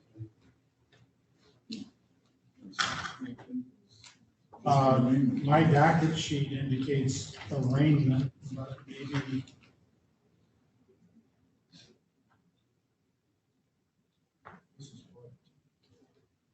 Oh, yeah, I'm sorry, Judge, I'm looking at the there file. That's okay, sir. Very well, the case will proceed to a pretrial conference. The bond status will be continued. Thank you for being here, Mr. Wilford. Is that the last of your cases? No, I have Mr. White for a pretrial, Your Honor. Thank you, sir. Mr. White, as I understand it, is here via Zoom on the telephone. Thank you, sir. Calling the case of People versus Paul Charles White, file 21-010792-FH. Would counsel identify for the record, please? Good afternoon, Your Honor. Norman D. Gage, appearing on behalf of the prosecutor's office. Louis J. Wilford, 127 North Arcade Street, Post Office Box 522, Gladwin, Michigan, representing the defendant, Your Honor. And sir, Mr. White, would you raise your right hand to be sworn? Do you solemnly swear or affirm that the testimony you are about to give will be the truth, the whole truth, and nothing but the truth, so help you God? Yes, sir. Could you tell us your name, sir? Paul White. Thank you, sir. Sorry. That's okay. Mr. White, today is the date and time scheduled for a pretrial conference in your case.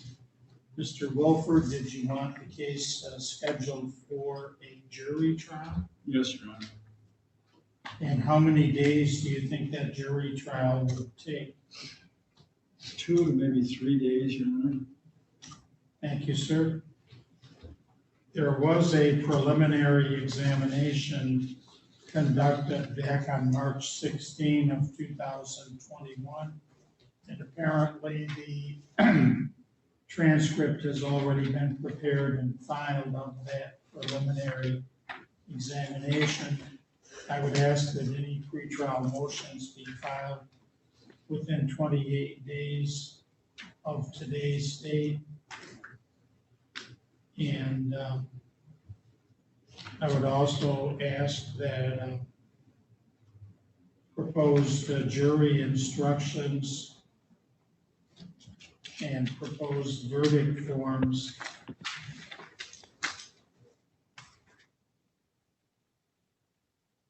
be submitted at least 7 days prior to trial. Is there anything else we should address, Mr. Wilford? No, Your Honor. Or Mr. Gage? No, Your Honor. Thank you for being here, Mr. White. Make sure you stay in touch with your lawyer, and we'll see you back here for the trial. Yes, sir. You're welcome, Thank sir. you, Your Honor. Thank you, Your Honor. Thank you, sir.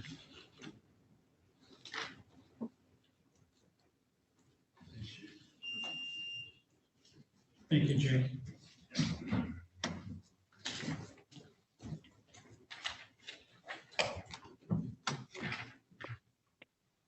You have a preference, Rebecca, about the order?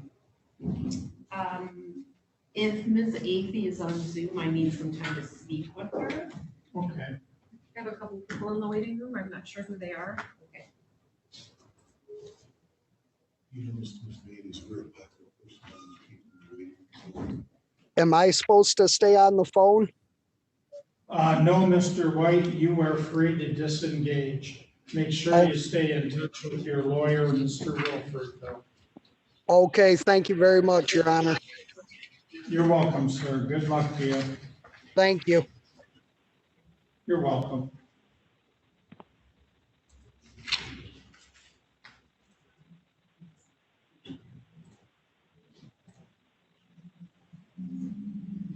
Will the person with the phone number ending in 033 please identify yourself for the courts? Alexandra Athey.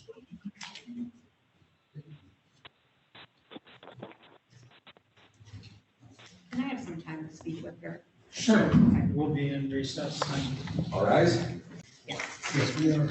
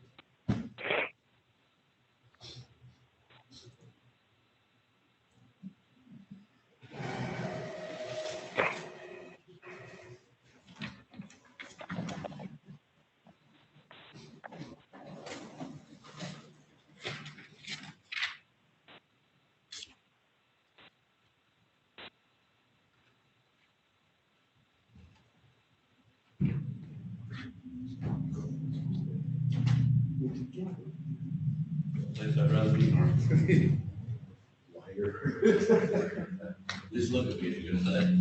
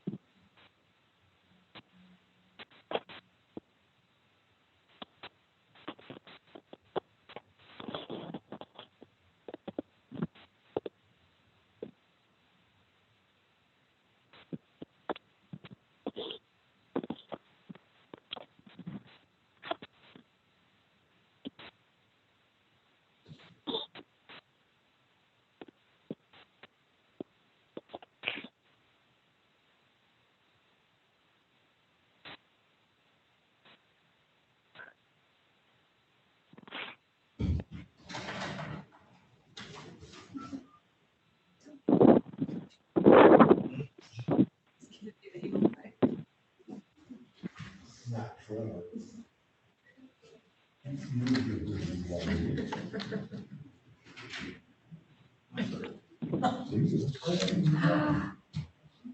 He looks right.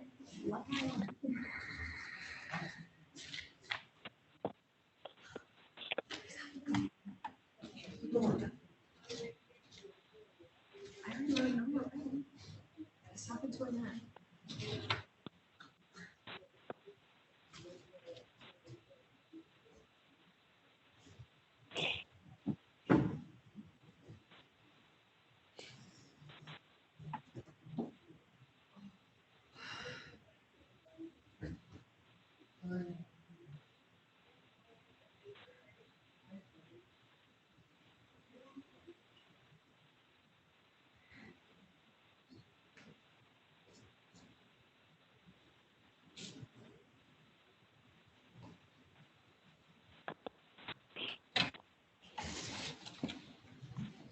All rise. 55th Circuit Court for the County of Glendon back in session. The Honorable Thomas R. Evans presiding.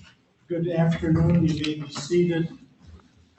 Recalling the case of People versus Alexandria Lee Athey, file 21-10837-FH. Would counsel identify for the record, please? Good afternoon, Your Honor. Norman E. Gage, attorney on behalf of the prosecutor's office.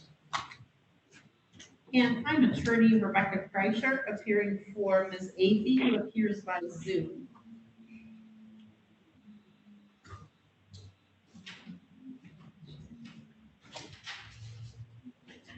Oh, good. And Ms. Athey, would you please raise your right hand to be sworn, ma'am? Do you solemnly swear or affirm that the testimony you are about to give will be the truth, the whole truth, and nothing but the truth, so help you God? Yes.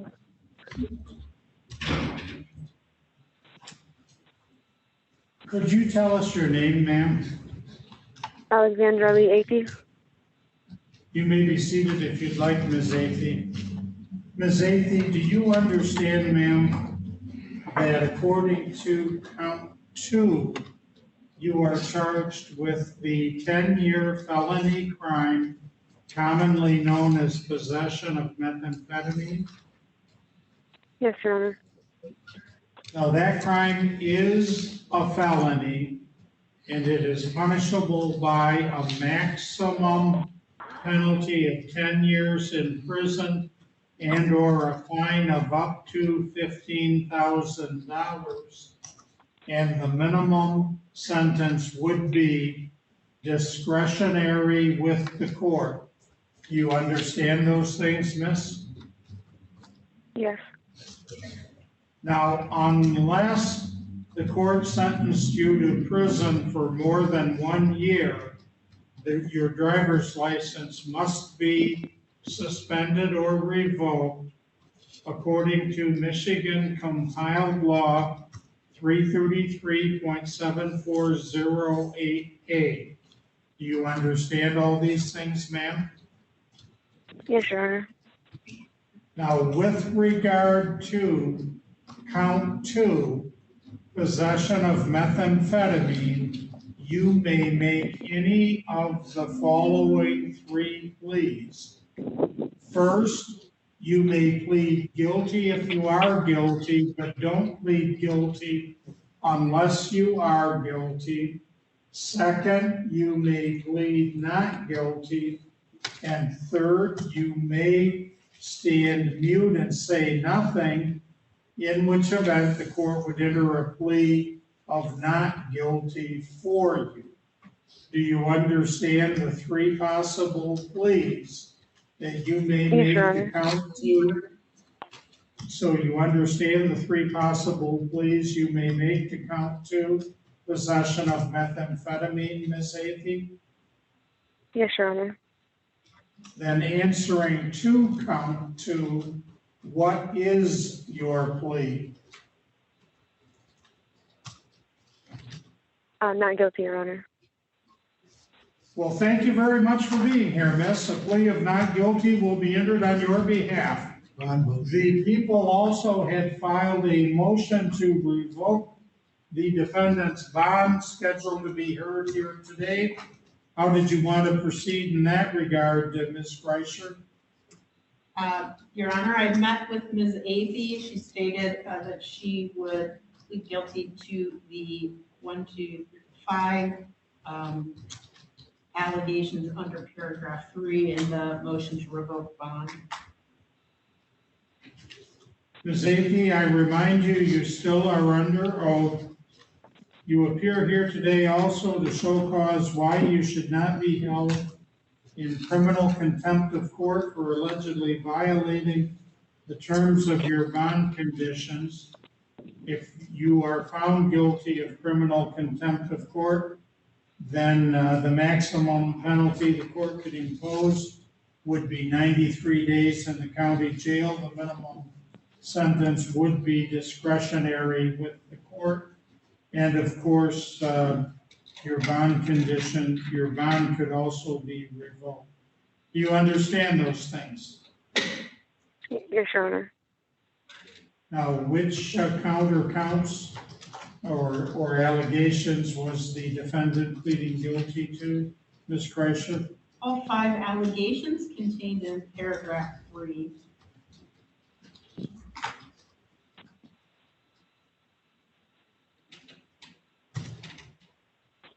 Mr. Gage and Ms. Kreischer, the council approached, oh, I'm sorry.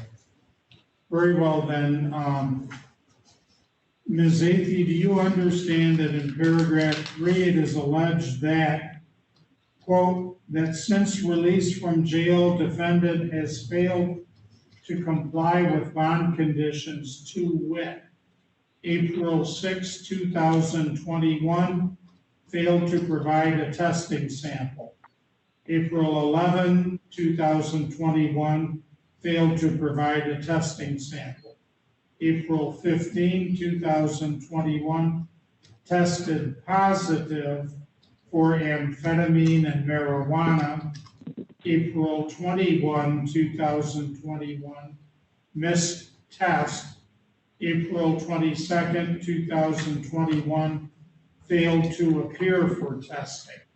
Close quote. Do you understand the allegations in paragraph 3 of the motion to revoke bond, Miss? Yes, Your Honor. Now, with regard to paragraph 3, you may plead either guilty, or you may plead not guilty, or you may stand mute and say nothing, in which event the court would enter a plea of not guilty for you. Do you understand the 3 possible pleas you may make to paragraph 3, Miss?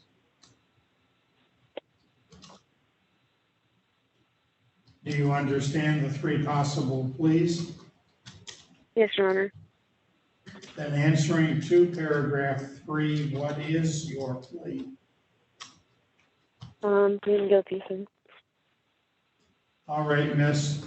Now, did you in fact post a bond in this case? I'm sorry, sir. What was that? Did you post bond in this case? I believe so, sir. I did not understand what you said, Miss. I believe that my bond was posted in my own name. Okay. And was it a condition of your bond that Yes, Your Honor. you had to provide test samples to determine whether there was a controlled substance in your body? Was it a condition of your bond that you had to periodically be tested and also be tested anytime that the testing agency instructed you to show up to be tested? Yes, Your Honor. And did the testing agency order you to report to them on April 6th and to provide a test sample? Yes, Your Honor. On April 6th and April 11th, I actually showed up to do the urine sample and was not able to give one. I was not able to go to use the bathroom. All right, so on April 6th, you were ordered to provide a urine sample and you failed to do so. Is that correct? Yes, Your Honor. You're And on correct. And on April 11, 2021, were you also ordered to provide a urine sample on that day also? Yes, Your Honor, you are correct. Did you provide a urine sample on either of those 2 days? No, Your Honor, I did not. On April 15 of 2021, did you appear as ordered and did you provide a urine sample on that day? Yes, Your Honor. And did that urine test positive for the presence of amphetamine and marijuana in your urine and in your body? Yes, Your Honor. And was that because you had knowingly ingested some amphetamine and marijuana shortly before April 15 and while you were out on bond in this case? Yes, Your Honor. On April 21 of 2021, did the testing agency order you to report to them to be tested for the presence of controlled substance in your body? Yes, Your Honor. It was supposed to be, my color was called that day and I was not able to, I did not have the money for my testing that day. I couldn't come up with the testing money. On April 21, your color was called, which you knew meant you were required to report to the testing agency to be tested, correct? Yes, Your Honor. Did you in fact fail to report on April 21 as ordered? Yes, Your Honor. And again, the following day, April 22nd, 2021, did the testing agency order you to report to them on April 22nd to submit another urine sample? Oh, yes, Your Honor. I did not have the money for that test either. Okay, but you So I knew did not that show up. you knew that you were supposed to report on April 21 and again on April 22nd, correct? You are correct, Your Honor. What was that, miss? I said yes, Your Honor. And did you fail to report on both of those 2 days? Yes, Your Honor. Now, on April 21 and April 22nd, were you locked up in jail or prison anywhere, ma'am? No, Your Honor. So if you had chosen to report on those 2 days, you would have been able to do so, correct? I guess I would have been able to show up, but I did not have the money to have the test taken. Thank you, Miss. Ms. Kreischer, are you satisfied there's a sufficient factual basis to accept the defendant's plea of guilty and admission to having violated her bond as set forth in paragraph 3 of the people's motion to revoke bond?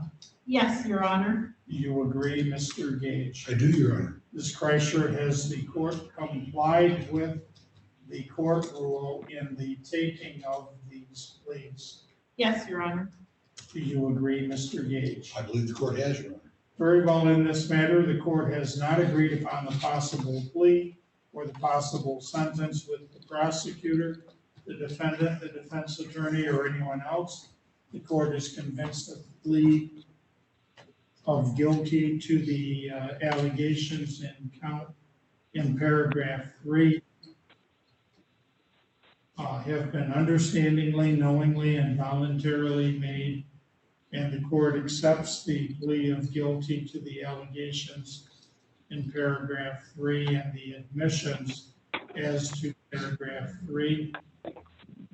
The bond is canceled and revoked. And we will proceed then to a status conference to occur on Monday, May 24, 2021 at 1:20 p.m. You are to report forthwith, which means immediately, miss, to the Gladwin County Jail to be lodged. Is there anything else you wanted me to address today, Ms. Kreischer? No, Your Honor. Or Mr. Gage? No, Your Honor. Very well, bond is canceled and revoked and forfeited. The defendant is ordered to report to the Gladwin County Jail immediately. We will conduct a status conference at 1:20 p.m. on Monday, May 24, 2021. Thank you for being here, miss. Now make sure you show up at the jail immediately, ma'am, because the last thing in the world you want is to be charged with absconding on a felony. So thank you for being here, miss, and we'll be in recess in that case. Case of People versus John Charles Garvey, file 21-01-0867-FH. Would counsel identify for the record, please? Good afternoon, Your Honor. Norman E. Gage, appearing on behalf of the prosecutor's office. And I'm attorney Rebecca Kreischer, appearing for Mr. Garvey, who appears by Zoom today. Mr. Garvey, would you please stand and raise your right hand to be sworn, sir? Do you solemnly swear or affirm that the testimony that you are about to give will be the truth, the whole truth, and nothing but the truth, so help you God? Yes, I do. Could you tell us your name, sir? John Charles Garvey. Mr. Garvey, do you understand, sir, that according to count 1, that you are charged with the felony crime of possession of methamphetamine? Yes, I do. Do you understand that, sir? Yes, I do, sir. All right, that crime is a felony, and it carries a maximum penalty of 10 years in prison and/or a fine of up to $15,000.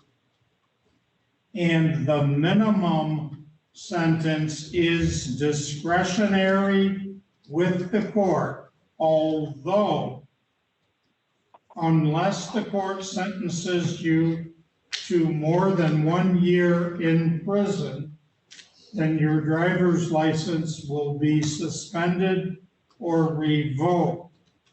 You understand those things? I do understand. Now, with regard to count 1, possession of methamphetamine, you may make any of the following 3 pleas. First, you may plead guilty if you are guilty, but don't plead guilty unless you are guilty. Second, you may plead not guilty.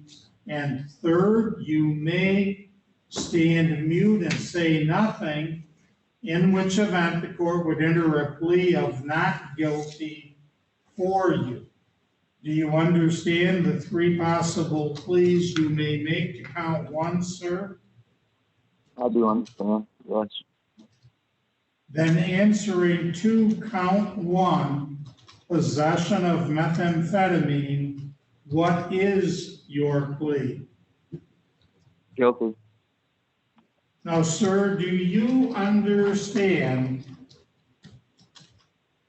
that if your plea of guilty is accepted, then that means you won't have a trial of any kind, and you therefore would be giving up each and every one of the following rights: the right to have a trial by a jury, the right to have a trial by a judge sitting without a jury if you prefer, the right to be presumed innocent until proven guilty, the right to require that the prosecutor prove you guilty beyond a reasonable doubt, the right to have all of the witnesses against you to appear at the trial, and for you and your lawyer to have the chance to question and cross-examine each of those witnesses, the right to have this court order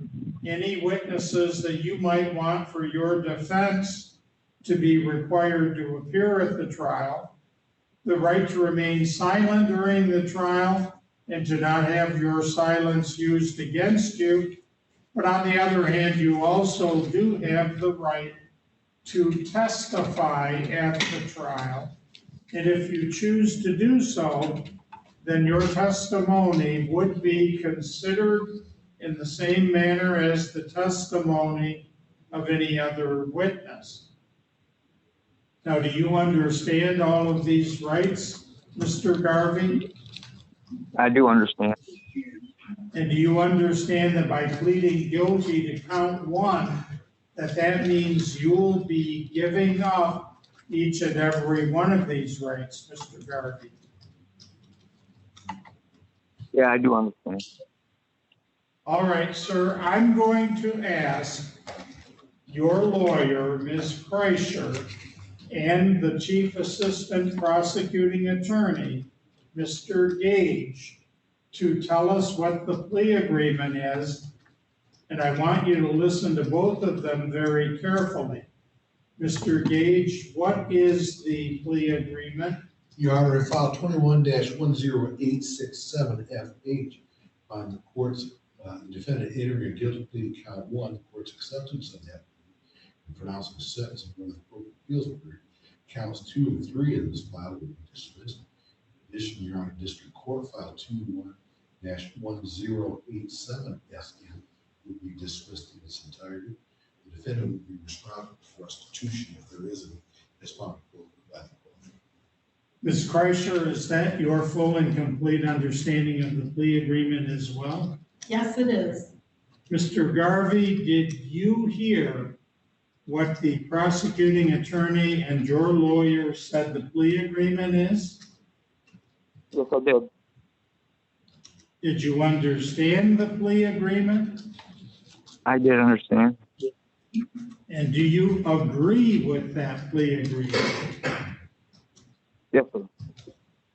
Has anyone promised you anything beyond what is in that plea agreement to get you to plead guilty to count one? No. So for example, has anyone promised you that if you plead guilty to count one, possession of methamphetamine, that this court then would be lenient or light on you in any way? No, they did not. Has anyone threatened you or your family to get you to plead guilty? No, they have not, sir. Is it your own personal choice to plead guilty, and are you doing so freely and voluntarily? It is my choice, yeah. What was that again, sir? Yes, sir, it is my choice. Thank you. Do you have any questions about what the court has told you, sir? No, I do not. Do you understand everything that the court has told you? I do.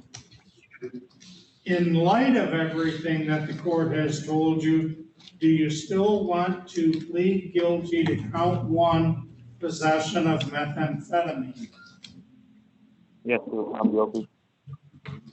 Then, sir, drawing your attention back to April 19 of 2021, were you in Buckeye Township in Gladwin County, Michigan? I was.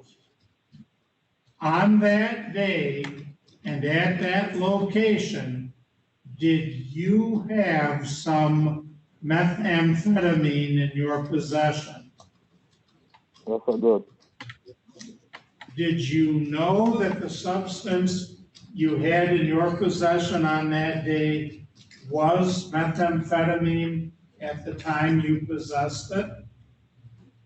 Yes, I did, sir.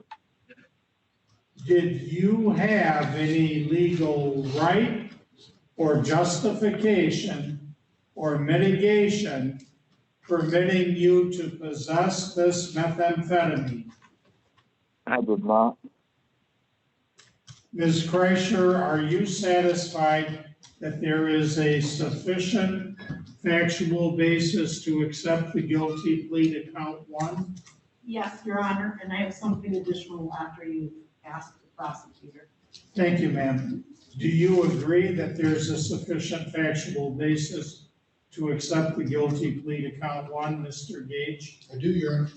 And Ms. Kreischer, has the court complied with the court rule in the taking of the plea of guilty? Yes, it has, Your Honor. Do you agree, Mr. Gage? Court has, Your Honor. Ms. Kreischer, was there something else you wanted to address, ma'am? Yes, I would like to petition for consideration under 7411 status. I'll follow up with the written petition as well. Thank you, ma'am. Very well, then, in this case, the court has not agreed upon the possible plea or the possible sentence with the prosecutor, the defendant, the defense attorney, or anyone else. The court is convinced that the plea is accurate and has been understandingly, knowingly, and voluntarily made. The plea of guilty to count 1 is accepted and ordered entered on the records of the court. Sentencing and/or consideration under Michigan compiled law 333.7411 will occur at 1:20 p.m. on, if I set it for Monday, June 14, would that give you enough time, Mr. Martis? Yes, Your Honor. Very well, on Monday, June 14, 2021, the bond status will be continued. The case will be adjourned to the date and time indicated. Your Honor, there is a bond motion also set. All right, is there, how did you want to proceed regarding the bond matter, Mr. Gage? Your Honor, it appears that Mr. Garvey failed to provide a sample test back on the 20th of April, 2021.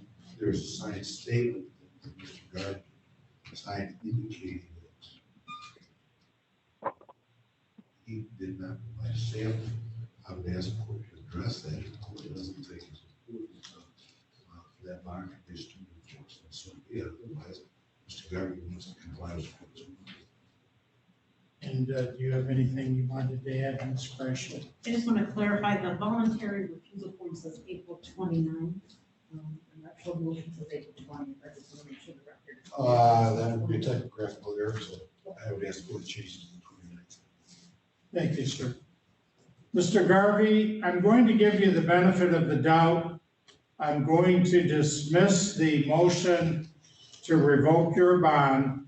I'm going to dismiss it without prejudice, which means that you can be recharged with it in the future. But I want to stress to you, you still are on bond. It still is a condition of your bond that you submit to drug and alcohol testing on time, every time, when the testing agency directs you. So make sure you do that. Now, when you come back here on on June 14, you could be sent to prison for up to 10 years, or you could be put in the county jail for up to a year, or something else might happen. But one thing that will happen is you will be ordered to pay some court-ordered money that will add up to about $2,500. You now have another month to take legal steps to raise that money and have it available to you at the time of sentencing. Now, we're going to be adjourned in a moment, but before we adjourn, I'm going to turn matters over to Agent Steve Martis from the Michigan Department of Corrections and the Gladwin County Circuit Court Probation Department. Agent Martis. Thank you, Your Honor. Mr. Garvey, what is your address? I just moved to 410 Beaver Clay Road. What was the address? Sorry. 4810 Beaver Clay Road. You say 4810 Beaverton Road? Yes. And what is your phone number, sir? 989-709-0438. Sorry, my hearing is bad. Is that last part 0438? That's correct. All right, thank you. Thank you. I'm going to be calling you some point in the near future for PSI. So if you see my phone number, which is 989-598-5759, please answer it. Okay. Thank you. Thank you, sir. Bond will be continued. The case is adjourned to the date and time indicated.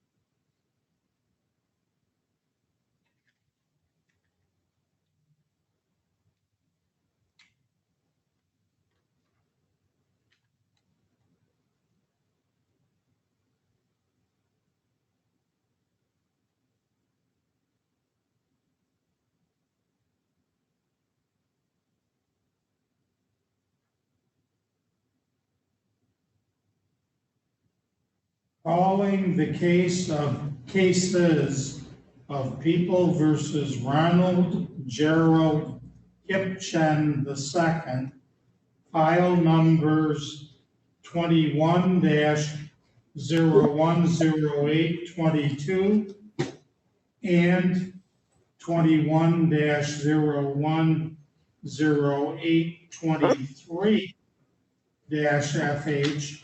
Would counsel identify for the record, please? Good afternoon, Your Honor. Norman Gage, appearing on behalf of the prosecutor's office. I'm attorney Rebecca Kreischer, appearing for Mr. Hipchen. Mr. Hipchen has posted bond, but I don't see him on the Zoom screen right now. I did provide him with the court's Zoom information today. Record should reflect that this case was scheduled for a pretrial conference in each one of these two files to occur at 1:20 p.m. today. It's now almost 1 hour past that time. It's 2:14 p.m. by the court's clock. Mr. Hipchen has failed to appear. Do you know why he has failed to appear, Ms. Kreischer? I do not. I spoke to him for about half an hour this morning, and I sent him the Zoom information by text. He did respond to my text saying he received it, but as the court knows, I've been in this courtroom for an hour, so if he's tried to contact me in the last hour, I haven't heard from him. We respectfully ask the court to hold any bench warrant till the end of the business day, and I will try to get him back in the court's Zoom waiting room. Very well, then the court will revoke and forfeit the bond in this matter in each one of the two cases and issue a bench warrant for the defendant's arrest. Bond on the bench warrant in each case will be set in the amount of $2,000, cash only, to be posted only in the defendant's own name, for a total of $4,000 cash. The court will refrain from revoking the bond and issuing the bench warrant in each of these two cases until 4 p.m. today. Thank you, Ms. Kreischer. Thank you. That concludes my matters. Thank you, ma'am. Record should reflect it's 2:16 p.m. by the court's clock, and Mr. Hipchen still has failed to appear in each one of these two files.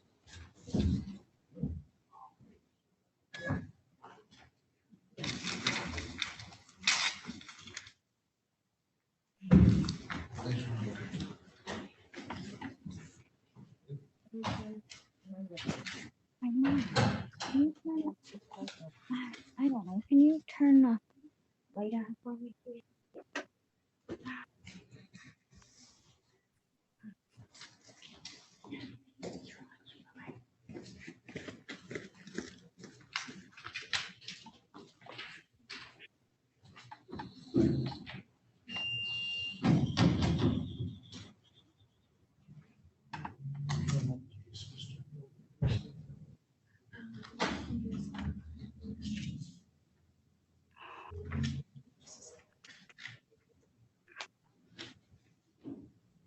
Top left corner looks like Mr. Smith.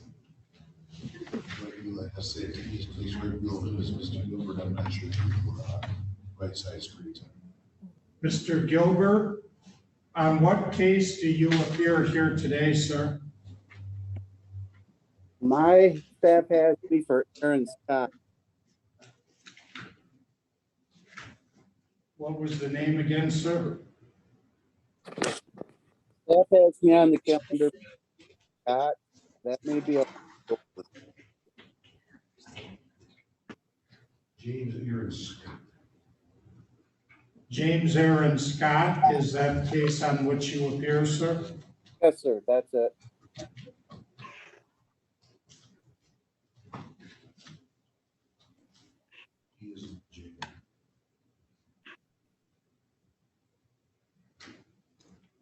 Thank you.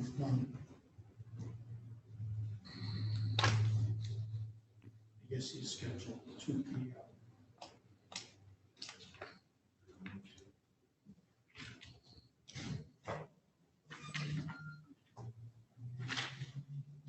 Say that again?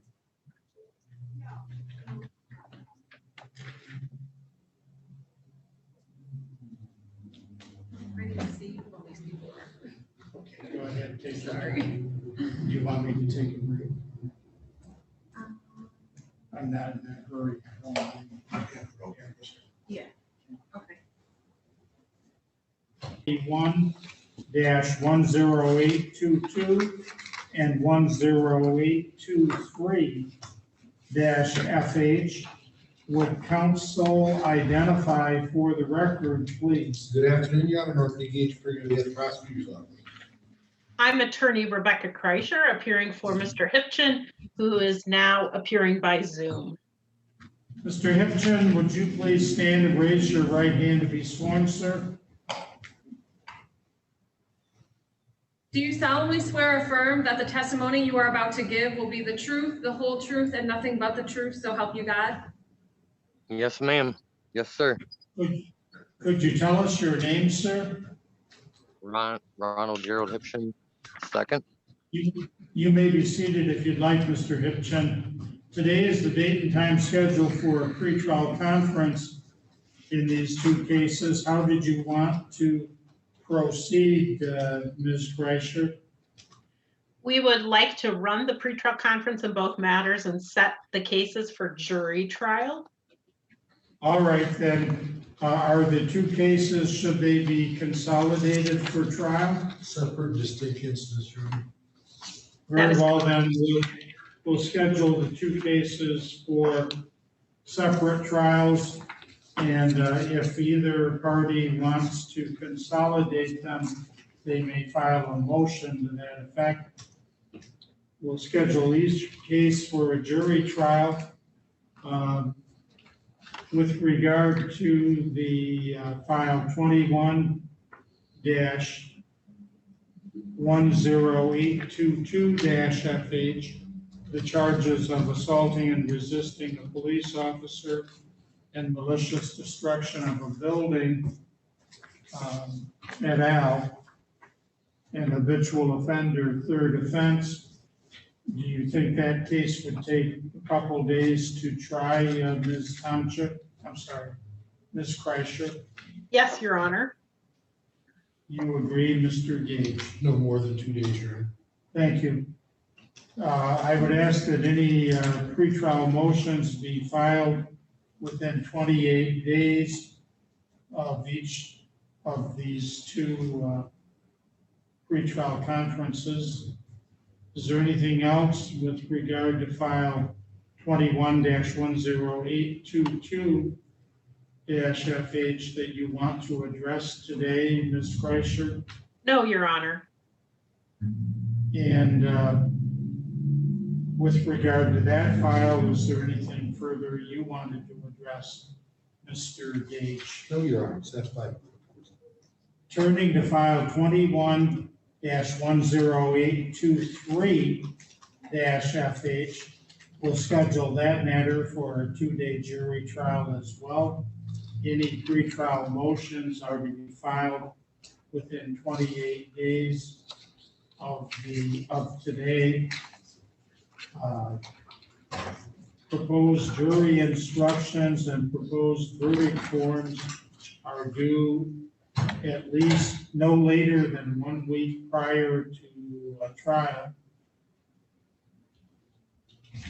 Is there anything you would like addressed in either of these two files? No, Your Honor. Not completely, Your Honor. Very well, then the two cases will proceed to trial. And Mr. Hipchin, you were on the verge of getting your bond revoked today for not being here on time, so make sure that you stay in touch with your lawyer and make sure that you abide by all the bond conditions and make sure you show up on time every time, sir. I thought I did. Well, that's why we gave you the benefit of the doubt and I didn't revoke your bond, but I'm just giving you due notice. Make sure you show up on time every time. Yeah, not a problem. I don't have a problem with you. All right, good luck to you, sir. Thank you. I'll talk, and Rebecca, get back a hold of me to? Yes, I will be in touch soon, Mr. Hipchin. Thank you, Your Honor. All right, hopefully I'll have my service of, I'll get my service available too. Thank you. Thank you. Thank All right, you, bye. sir. Bye.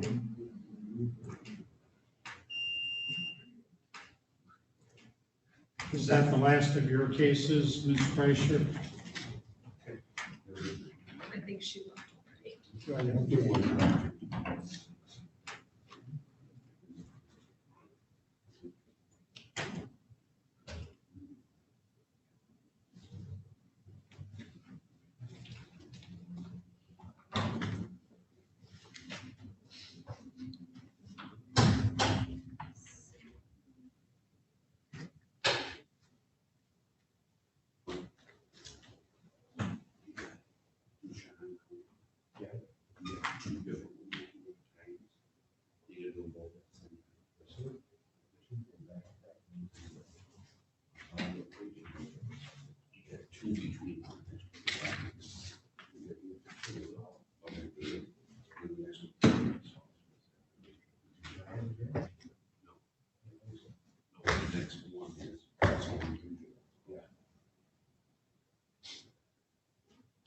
Karen, have you heard from Mr. Cohn? I have not.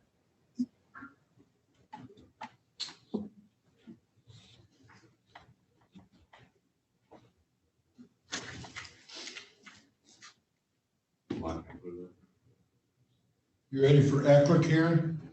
Yeah, who's next? It's up to the court if we have Mr. Applebaum here.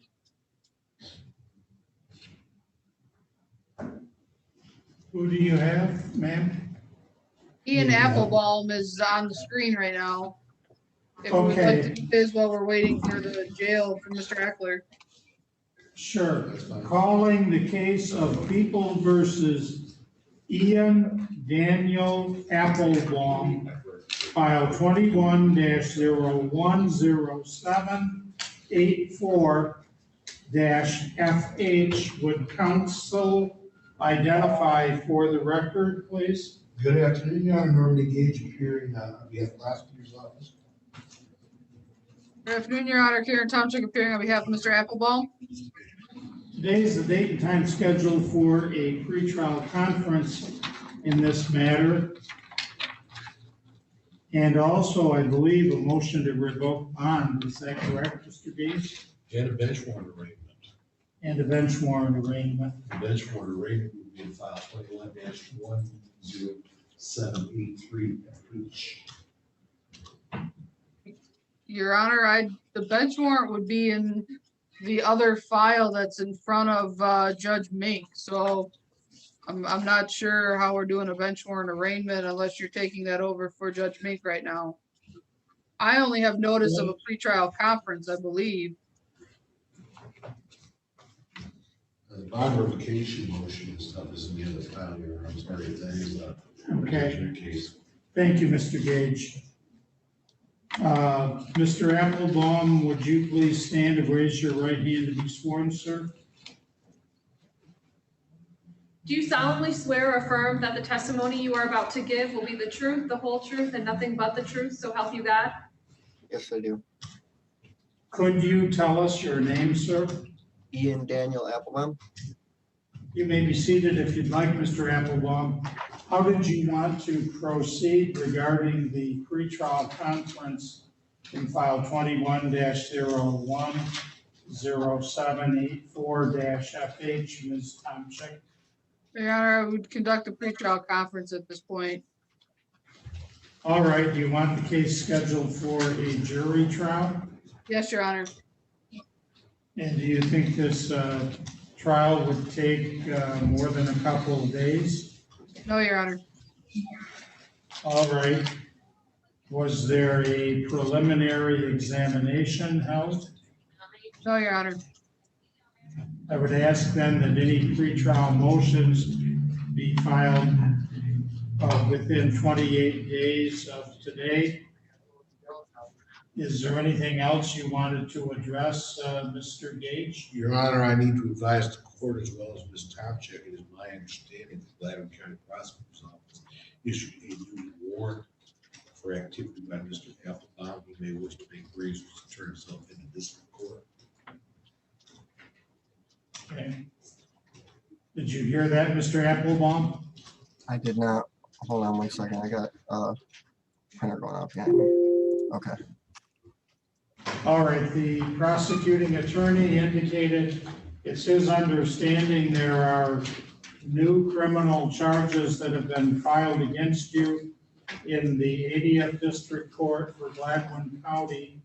And he suggested that it might be in your best interest to contact the 80th District Court for Gladwin County and make arrangements to appear in court and be arraigned on those charges instead of waiting to be arrested. Okay.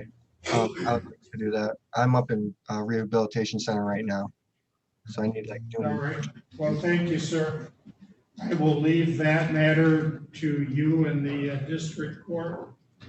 And thank you. Anything further, Ms. Tomczyk? No, Your Honor. Thank you, ma'am. Bond status on this particular case will be continued.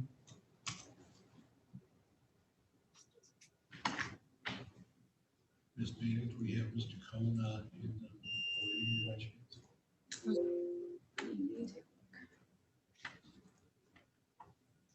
Mr. Applebaum, you're done for today, but if you could give my office a call and set an appointment so we can discuss your cases. Okay, when would you like to call? Call my office and have them give you a time to give me a call, okay? Okay, thank you.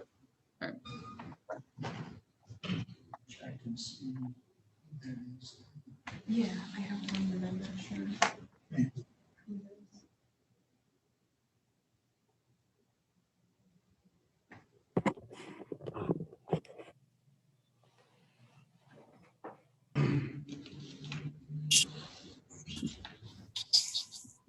Ma'am, can you please identify yourself for the courts? Michelle Lindvors. Thank you.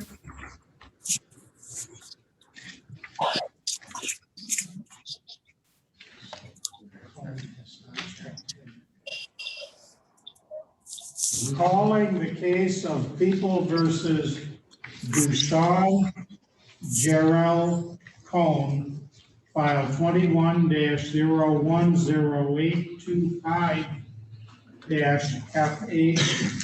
Would counsel identify for the record, please? Good afternoon, Your Honor. Norman H. Appearing on behalf of the prosecutor's office. Good afternoon, Your Honor. Karen Tomchek appearing on behalf of Mr. Cohn.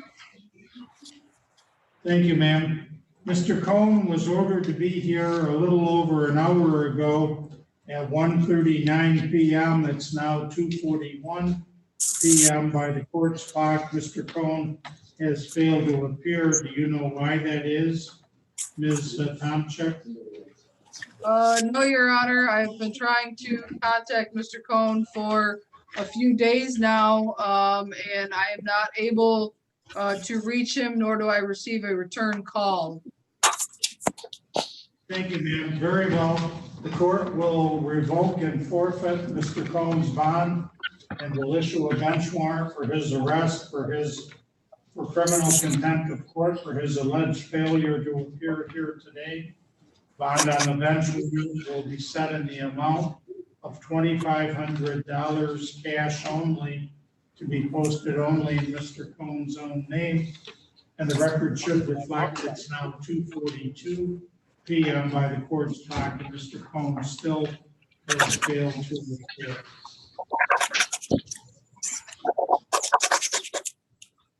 You already want to call Mr. Eckler? Sure. Calling the case of People versus Gary Joseph Eckler, file 20-010488-FH. Would counsel identify for the record, please? Good afternoon, Your Honor. Norman H. Appearing on behalf of the prosecutor's office. Good afternoon, Your Honor. Karen Tomchek appearing on behalf of Mr. Eckler.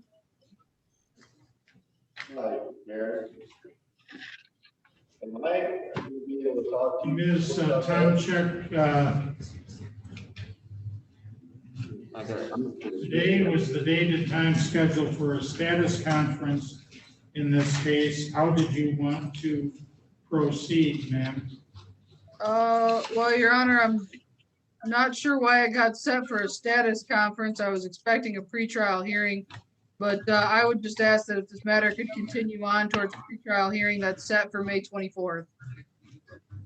Your Honor, I believe part of the problem might be that this is a probation violation as well as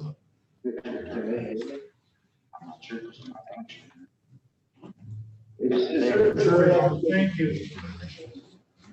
Ms. Tomchek, I believe there are two separate files. File 20-10488-FH, on which the defendant is currently on probation for the 2-year crime of fleeing and eluding a police officer in the 4th degree. He was scheduled for a status conference today, according to the court's notes, back in its mini order back on April 29. The court indicated it would appoint you, Ms. Tomchek, to represent the defendant in the probation violation matter as well. At that point in time, the defendant pro se had filed a motion for reduction of bond, which was denied.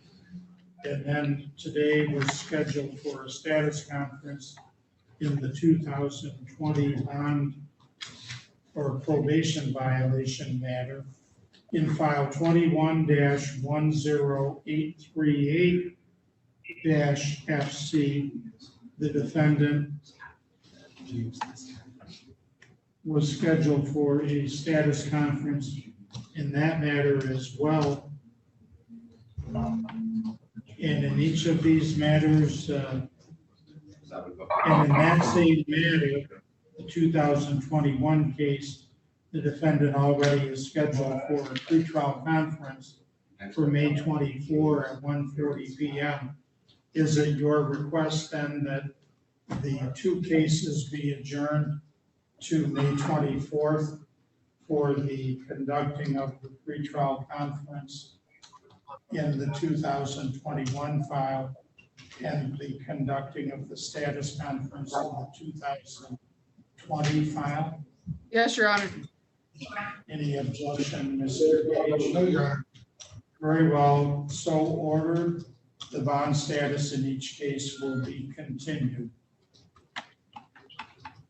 Mr. Eckler, I will come over and talk to you at a later date, okay? There's no way that we can see grant the bond? Can you hear me? There's too much of an echo. I will come over and talk to you possibly later today, okay? I know. I know. What I was saying, there's no way that we can see grant. Yes, one of the 2021 case.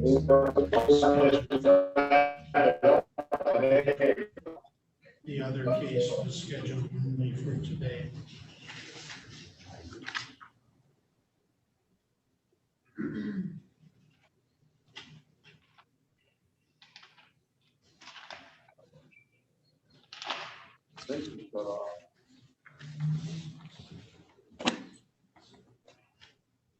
I believe that's all my cases, Your Honor. Thank you, ma'am. Did we deal with all of the Gary Eckler matters? Very well then. Thank you. Thank you, Ms. Tomchek. Hey, Your Honor. I'll mention the sergeant. Right now, I don't have one. Yeah, right now I don't have one that's with only in it. They're all used. Okay. All right, I'll talk to sergeant. Your Honor, could I have a request a breakout room with Mr. Smith, please? Sure. Thank you, Mr. Santini. We'll take a break then unless Mr. Gilbert, could we proceed on Mr. Gilbert's matter or not? The jail is getting Mr. Scott. Okay, thank you. Mr. Gilbert, we'll try to address your case in just a moment then, Mr. Scott. I appreciate it.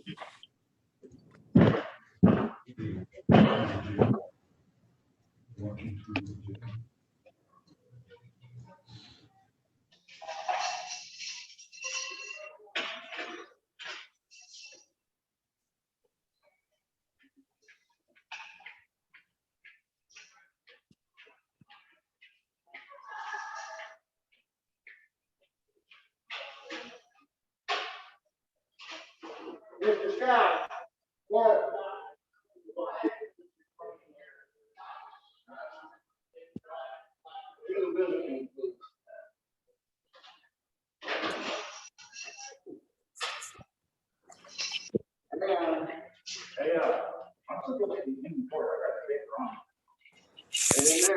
Nevins is online here.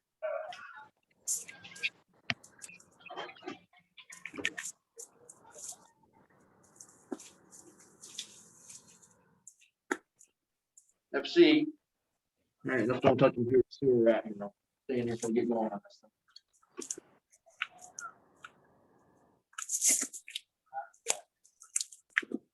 You know that person? Yeah, this was going on. I don't know what they're doing down there. Courtroom. They wanted to see you and I got you up. We switched the screens. All right, now they're changing up again on us.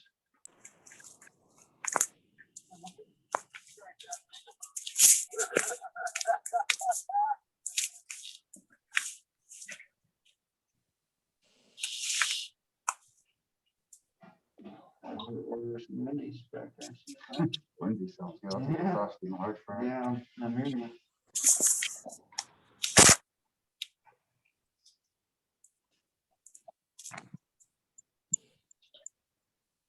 Seven from two.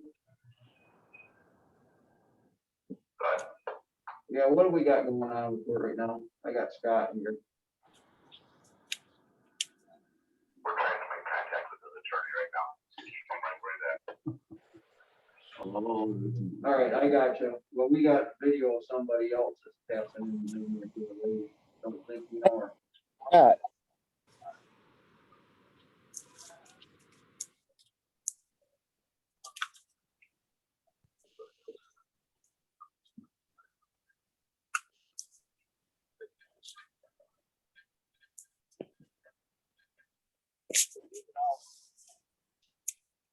No, we take this thing until we get this figured out. All right.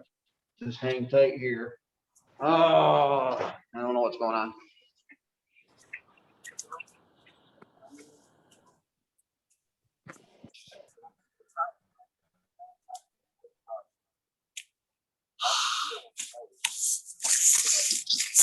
Mr. Gilbert, he's on the screen right there, but he's not connected to us.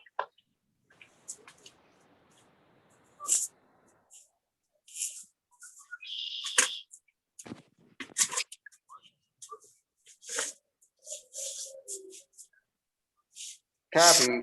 I have a lady here. Cannot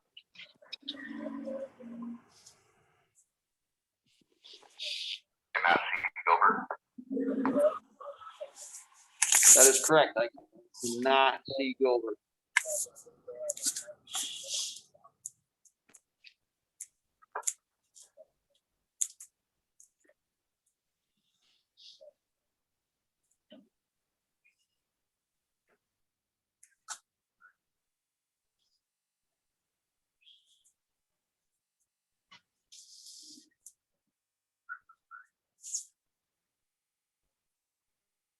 Can you hear me, young lady? I can. Can't even hear me. I don't know what's going on. I'm gonna give her a deal to it. No. Yeah. Definitely hear you too.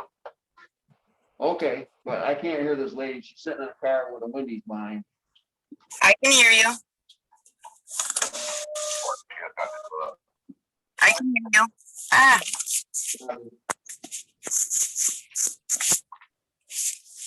I can hear you. Thank you.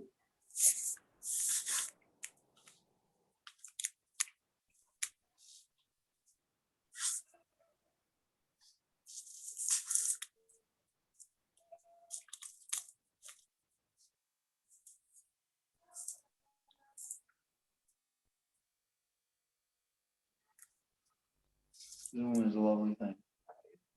Me too. Look at this thing, sarcastic. When they originally did it.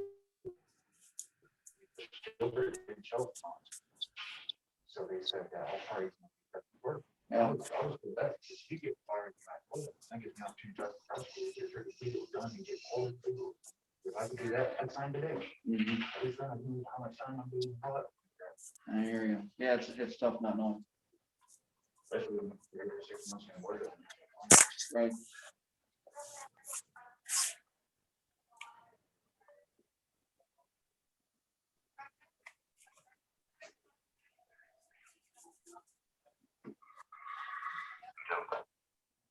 Hugo. All right, we're gonna move on to different case right now. We're gonna come back to it just a minute. Copy. Do you want me to sign out or you just want me to stay online? For a couple minutes here. Copy.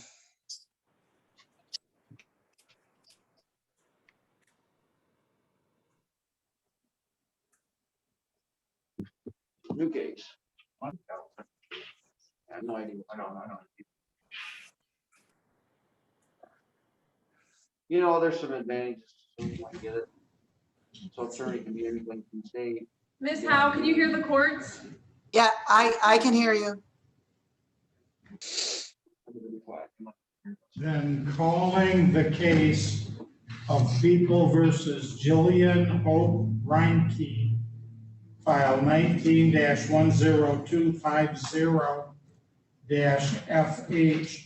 Would counsel identify for the record, please? Good afternoon, Your Honor. Annette Howe appearing on behalf of the defendant. Good afternoon, Your Honor. Norman Gage, the prosecutor's office, appearing on behalf of the Department of Corrections. In the prosecutor's office. And is this matter scheduled for sentencing today? It is, Your Honor. Miss, are you Jillian Hope Reinke? Yes. Previously, Ms. Reinke, you appeared in court, and at that time you pled guilty to violating the terms of your probation. You appear here today to be sentenced. You currently are on probation to this court in this file for the 5-year felony crime commonly known as attempted breaking and entering of a building with intent. And you currently also are on probation in that same file for that crime pursuant to the Holmes Youthful Trainee Act. You appear here today to be sentenced, and the Gladwin County Circuit Court Probation Department and Michigan Department of Corrections have prepared an updated probation violation report. The maximum sentence the court could impose is 5 years in prison. The minimum sentence is discretionary with the court, and your applicable sentencing guideline range is 5 to 23 months. Although pursuant to People versus Lockridge, those guidelines now are advisory instead of mandatory. Do you understand those things, Ms. Reinke? Yes, Your Honor. Very well. Ms. Howe, have you reviewed the probation violation report with your client? I have reviewed it. I have not had the opportunity to review it with her. If we could have a breakout room for 2 minutes to discuss that with her. Sure, take all the time you need, ma'am. Thank Don't you. rush. Okay. Everything's standing by. So, Be ready. thank you, Annette. We'll do one other matter before we go ahead with yours. Calling the case of People versus Casey Brian Hare, file 21-010824-FH. Would counsel identify for the record, please? Good afternoon, Your Honor. Norman Gage, appearing on behalf of the prosecutor's office. Good afternoon, Your Honor. Ryan Sluck appearing on behalf of my client, Mr. Hare, who's present and seated beside me. Mr. Hare, would you please stand and raise your right hand to be sworn, sir? Do you solemnly swear or affirm that the testimony you are about to give will be the truth, the whole truth, and nothing but the truth, so help you God? Could you tell us your name, sir? Casey Brian Hare. You may be seated if you'd like, Mr. Hare. Mr. Hare, do you understand that according to count 1, you are charged with the crime of possession of methamphetamine? Yes, Judge. Now, that crime is a felony. It carries a maximum penalty of 10 years in prison and/or a fine of up to $15,000. And the minimum sentence is discretionary with the court. However, unless the court sentences you to more than 1 year in prison, then the court must impose driver license sanctions according to Michigan compiled law 333.7408A. Do you understand those things, sir? Yes, Judge. Now, with regard to count 1, possession of methamphetamine, you may make any of the following three pleas. First, you may plead guilty if you are guilty, but don't plead guilty unless you are guilty. Second, you may plead not guilty. And third, you may stand mute and say nothing, in which event the court would enter a plea of not guilty for you. Do you understand the three possible pleas that you may make to count one, possession of methamphetamine, sir? Yes, Judge. Then answering to count one, what is your plea? Guilty. Now, sir, do you understand that no one can make any promises for me about what your sentence will be? Yes, Judge. The court also informs you that if your plea of guilty to count one is accepted, then that means you won't have a trial of any kind, and you therefore would be giving up each and every one of the following rights. The right to have a trial by a jury, the right to have a trial by a judge sitting without a jury if you prefer, the right to be presumed innocent until proven guilty, the right to require that the prosecutor prove you guilty beyond a reasonable doubt, the right to have all of the witnesses against you to appear at the trial, and for you and your lawyer to have the chance to question and cross-examine those witnesses, the right to have this court order any witnesses that you might want for your defense to be required to appear at the trial, the right to remain silent during the trial and to not have your silence used against you.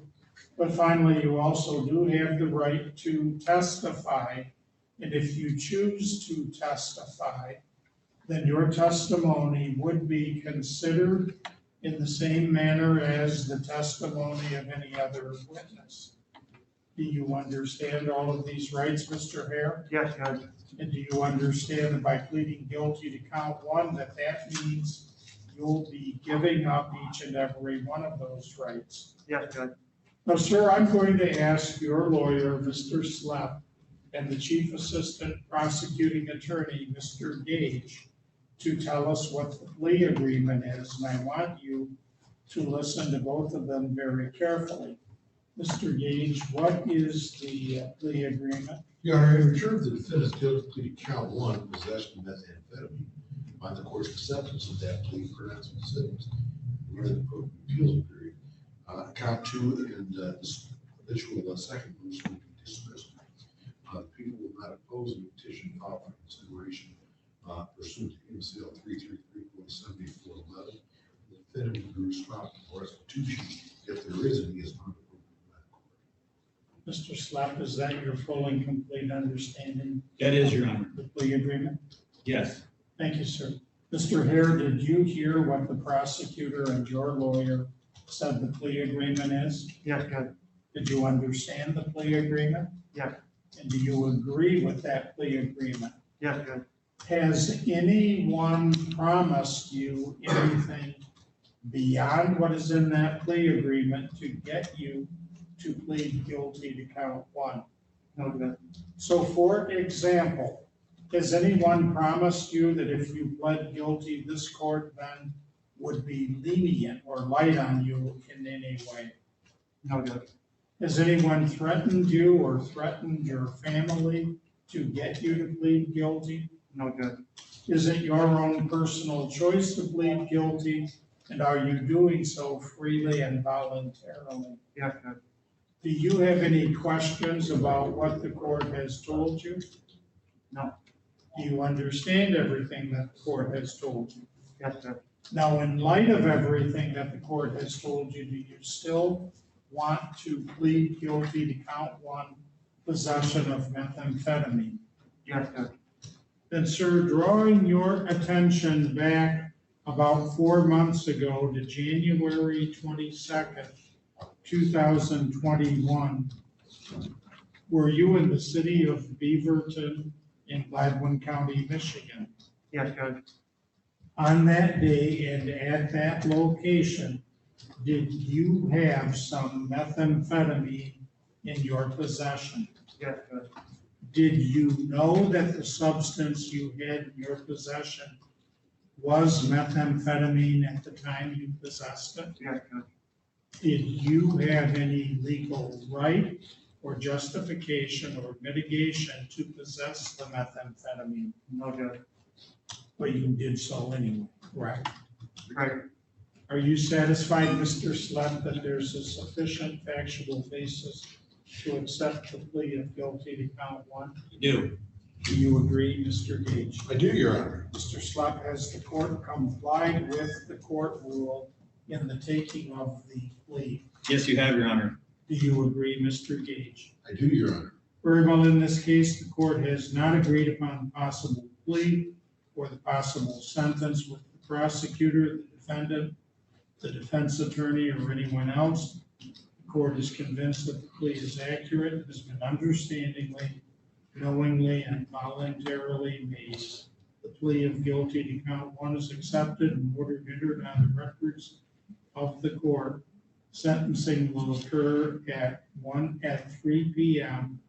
on Monday, June 14, 2021. The bond status will be continued. The case will be adjourned to the date and time indicated of Mr. Hare. When you come back on that day, you could be sent to prison for up to 10 years, or you could be put in the county jail for up to a year, or something else might happen. But one thing that will happen is you will be ordered to pay some court-ordered money that will add up to probably at least $2,500. You now have another month to take legal steps to raise that money and have it available to you at that time. I'm going to turn matters over to Agent Steve Martis from the Gladwin County Circuit Court Probation Department. He might have some instructions to give to you. Thank you, Mr. Slop. Thank you, Your Honor. Anything else today? Nothing for me, Your Honor. Thank you, sir. Thank you.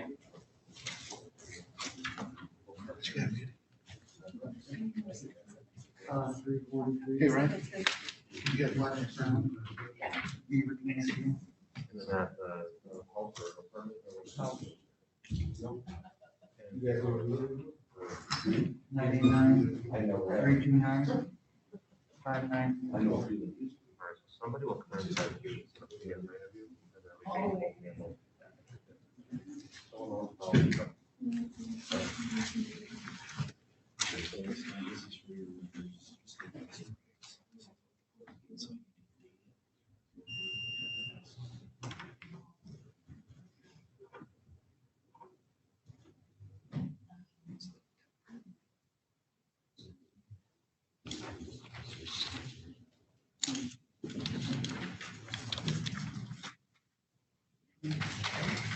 Thanks, Ryan. Thank you.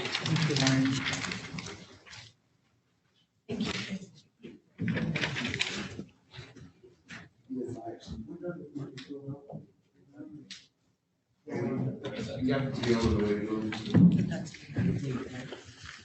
You actually fill out, Yes. So we'll call you. Make sure that we get it. I just want to make sure that, because he's swearing Got a lot of people. So you're gonna get them. I'm gonna let all the attorneys in so they know. Thank you. Okay.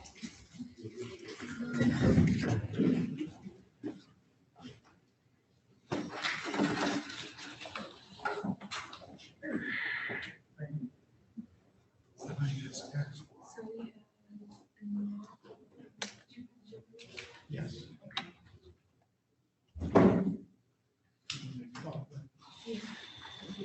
Calling the case of People versus Jillian Hope Reinke, file 19-14, I'm sorry, file 19-010250-FH. Would counsel identify for the record, please? Chief And that- Assistant Prosecuting Attorney Norm Gage appears on behalf of the people and appearing on behalf of the defendant, his attorney, Annette Howe.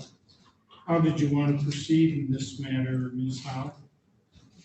Thank you. I met with the defendant and we find the pre-sentencing report factually accurate and she would like to enter a plea of guilty.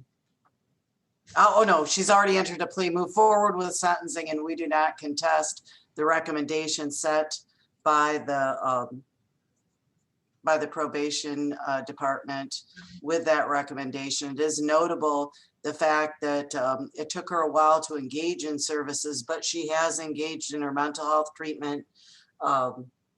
She's finally on the right track, and she is looking forward to becoming a mother on June 2nd is her due date.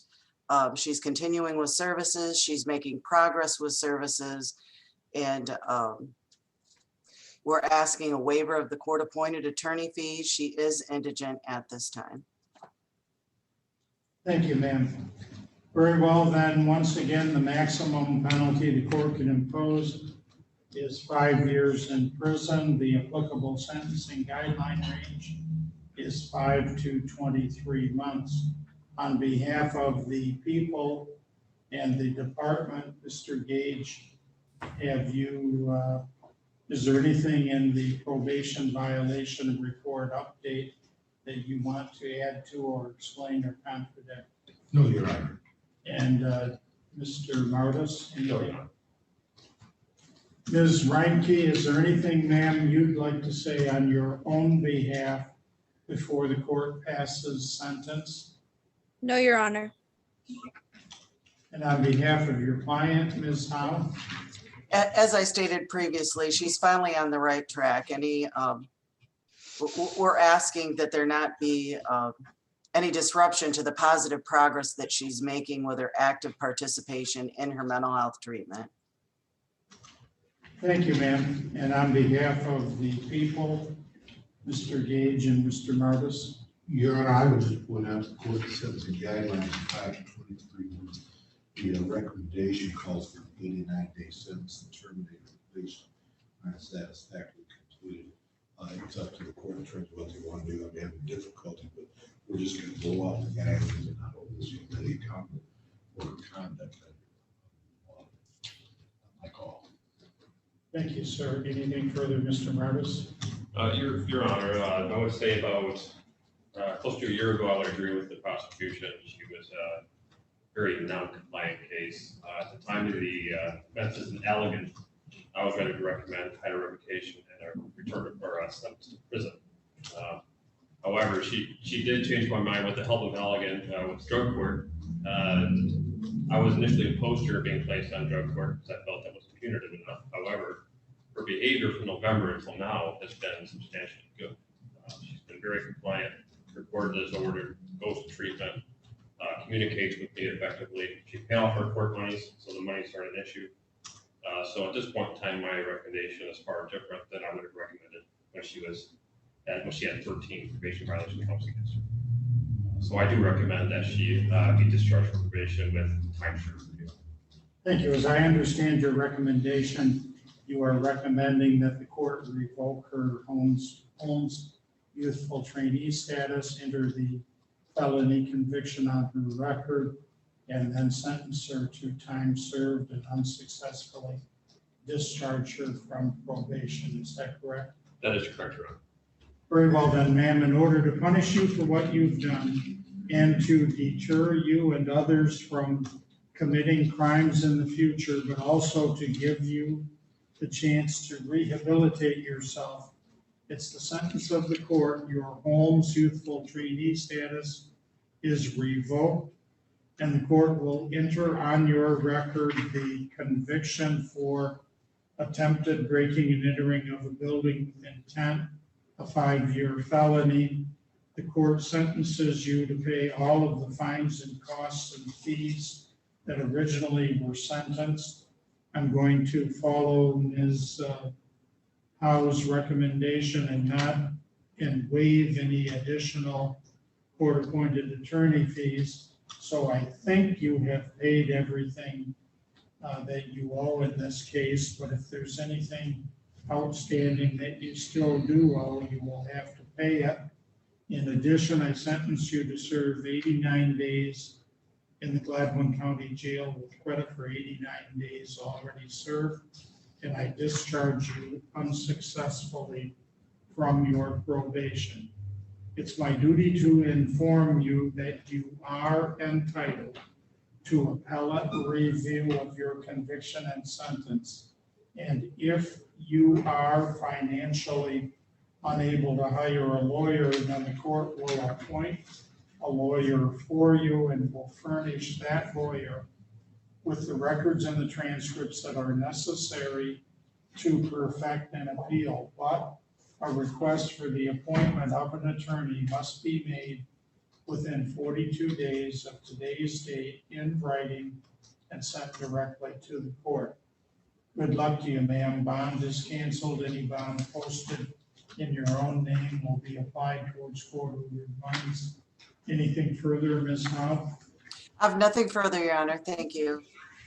Thank you, ma'am. Or Mr. Gage? No, Your Honor. Or Mr. Martis? No, Your Honor. Thank you. We'll be in recess on that matter. Is that the only matter you have today, Annette? Yes, well, the end of the day, in this court. Thank you. Thank you, ma'am. Your Honor, we've got a connection back up with the jail. If we can do Mr. Scott while we still have the connection. Sure, thank you, sir. Calling the case of People versus Ian Dan, I'm sorry, that's the wrong case. Calling the case of James Aaron Scott. James Aaron Scott. Thank you, Mr. Gage. Calling the case of People versus James Aaron Scott, file 20-10527-FH. Counsel identified for the record, please. Good afternoon, Your Honor. Norman Gage, appearing on behalf of the prosecutor's office. Good afternoon, Your Honor. Attorney David Gilbert, appearing on behalf of defendant Mr. Scott. And sir, would you, Mr. Scott, would you raise your right hand and be sworn, sir?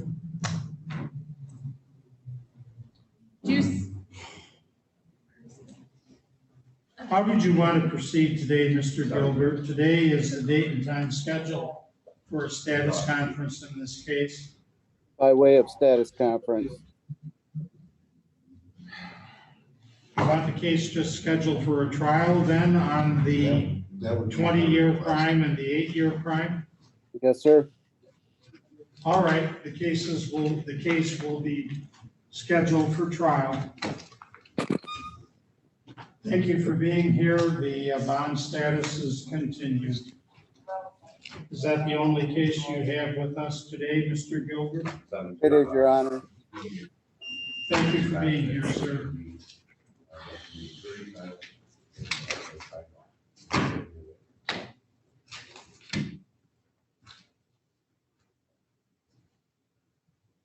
You want me to schedule that matter for an in-person? I thought that's what we did 2 weeks ago, was the order that Mr. Gilbert be here today in person. If you look at the case, it doesn't appear to have been ordered. Your Honor, the plea officers made this case back in August of last year. And Mr. Gilbert is not something to do with his client. So. All right, we'll schedule the case for a status conference to be held on May 24th. And Mr. Gilbert's time. He was ordered to be in person. And Mr. Gilbert must be here. I wrote that on his order. Okay.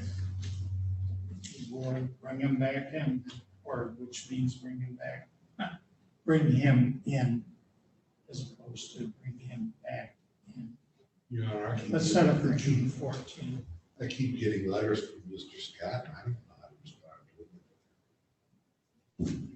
Well, they both must be here in person on June 14th. Thank you, Mr. Gage. Thank you.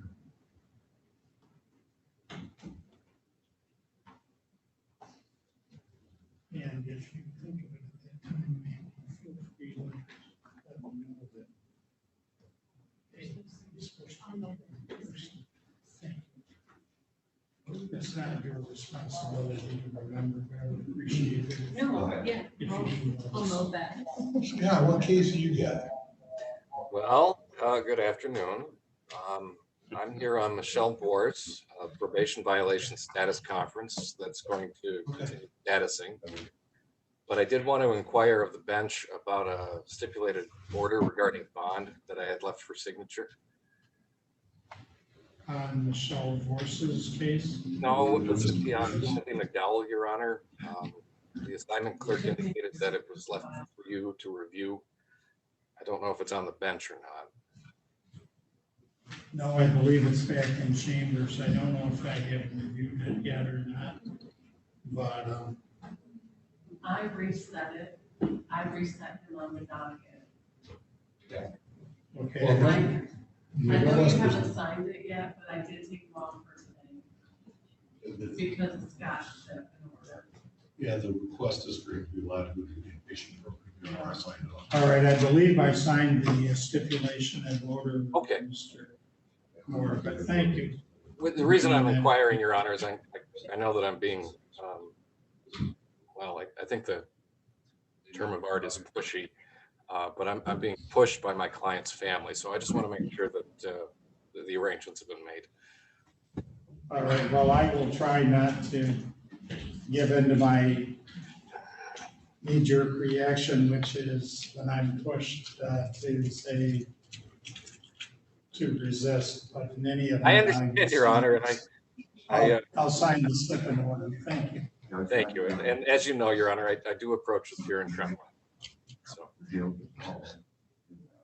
wants to fire his attorney. And he never comes to see me. And, he didn't get a chance to. Never got him online. So I don't know if he wants him to come back on.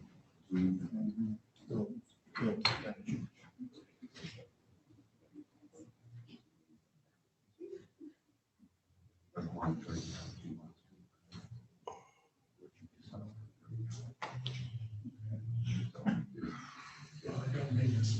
No, I get it. No, I mean, it's the So same he's over the, situation. he's over the doors and I'm in jail right now because he. That's why he was supposed to leave. Right. Today, because he wanted to do that last week. Yeah, And He Gilbert doesn't- never showed. he does not want to trade. I had to told him that. It's up for jury. Right. That's the defendant, Mr. Miller, went into your chambers and discussed it. Said he needed to be. If it's not going to mess things up, it's still having it on June 14th. Let's say, back up. May. Okay. Thank you. We'll just let you know on May 24th. You're aware of it? Yeah. Thank you. All right.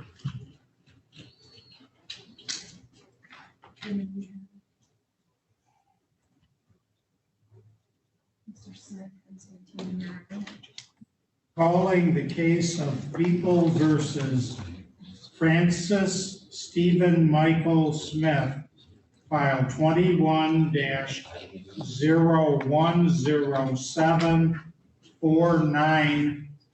21-010749-FC. Would counsel identify for the record, please? Good afternoon, Your Honor. I'm Gage Prig on behalf of the prosecutor's office. Thank you, Your Honor. Andrew Santini on behalf of Mr. Smith. Mr. Smith, would you please stand and raise your right hand to be sworn, sir?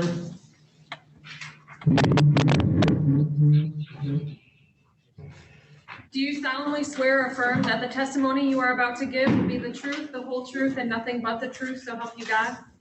Yes, Could you tell us your name, sir? Francis Stephen Michael Smith. You may be seated if you'd like, Mr. Smith. Your Honor, And if I could interject. Mr. Santini, what's that? Go ahead, sir. I apologize, Your Honor. I was just going to say if at this point in time, after discussing Mr. Smith's matters, both in Ingham County and Gladwin County, at this point in time, we're going to proceed by way of pretrial. And I can further have, I plan on having further discussions with the prosecutor about this case But that's where we're at this point in time. All right, Mr. Smith, do you understand that according to count one, you're charged with possession of methamphetamine? Yes, I do. What's that, sir? Yes, I do. All right, now that crime is a felony and normally would carry a maximum penalty. Actually, I'm going to correct myself. Do you understand that according to count one, you are charged with possession of methamphetamine, second offense? Yes, I do. That crime is a felony. It carries a maximum penalty of 20 years in prison and/or a fine of up to $30,000. That would ordinarily be the maximum penalty. Do you understand that? Yes, I do. But do you understand that in addition, you are charged with being a habitual offender, fourth offense notice? Yes.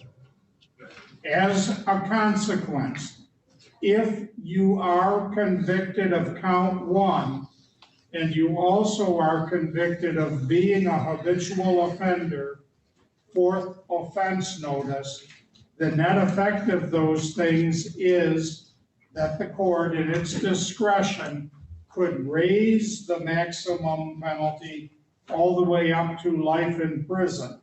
You understand that? Yes, I do. It would be discretionary with the court whether or not to raise the maximum end of the sentence to life in prison or any term of years in prison. And regardless of whether the court did so, the minimum end of the sentence would be discretionary with the court. You understand that? Yes, sir, I do. However, if for some ungodly reason the court did not send you to prison for more than a year, your driver's license would be suspended or revoked according to state law. Do you understand all those things? Yes, I do. According to count two, you are charged with fleeing and eluding a police officer in the fourth degree. You understand that? Yes, I do. That crime is a felony and ordinarily would carry a maximum penalty of 2 years in prison and/or a fine of up to $500, and your driver's license would have to be suspended for 1 year, and the minimum sentence ordinarily would be discretionary with the court. Do you understand that? Yes, I do. However, in addition, you also are charged with being a habitual offender, fourth offense notice. So, as a consequence, if you are found guilty of count two, fleeing and eluding a police officer in the fourth degree, and you also are found guilty of being a habitual offender, fourth offense notice, the net effect of those things is that the court could raise the maximum penalty for count two from 2 years in prison to 15 years in prison. Do you understand all those things? Yes, I do.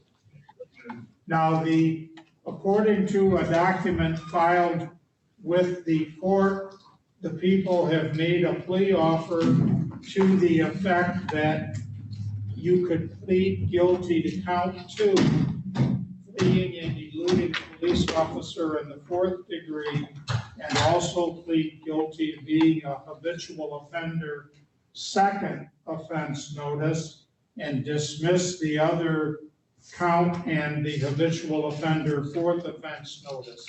Do you understand that? Yes, I do. Under that plea offer, the maximum penalty the court could impose would be 3 years in prison, because the court could raise the maximum penalty for count two from 2 years in prison to 3 years in prison. It would be discretionary with the court whether or not to do so. And regardless of whether the court raised the maximum end of the sentence, the minimum end of the sentence still would be discretionary with the court. Do you understand all those things? Yes, I do. You've talked this matter over thoroughly with your lawyer, Mr. Santini, Yes, I have. and apparently you've decided in your wisdom that you'd rather go to trial on the life offense crime of count 1 plus habitual fourth and count 2, the 15-year felony of fleeing and eluding a police officer in the 4th degree plus habitual fourth. Is that correct? Yes. All right, well, good luck to you. Apparently you're a gambling man. Good luck to you. I hope you win. And thank you for being here, sir. The bond status will be continued. The case will proceed to trial. Thank you, sir. You're welcome, sir. We'll be in recess in that matter. Good. We're all set, Mr. Santini? Yes, sir. Okay, thank you.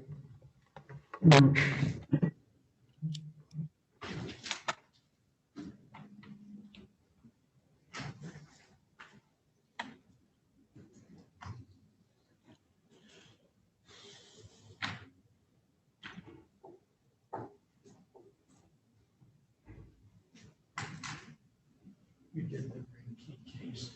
Yes.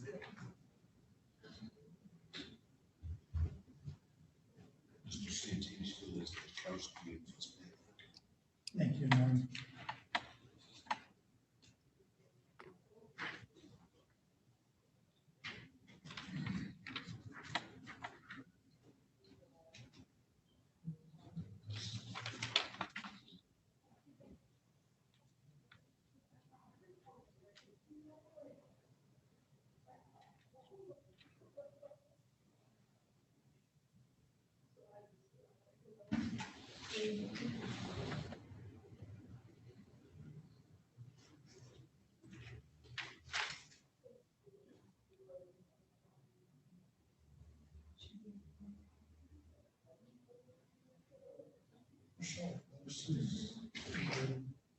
Is Mr. Warren recalling the case of People versus Michelle Lynn Vorse, file 20-010459-FH. Would counsel identify for the record, please? Please, the court, Scott Moore for the defendant probationer. Clarification. Thank you. And Ms. Vorse, would you raise your right hand to be sworn, ma'am? Do you solemnly swear or affirm that the testimony you are about to give will be the truth, the whole truth, and nothing but the truth, so help you God?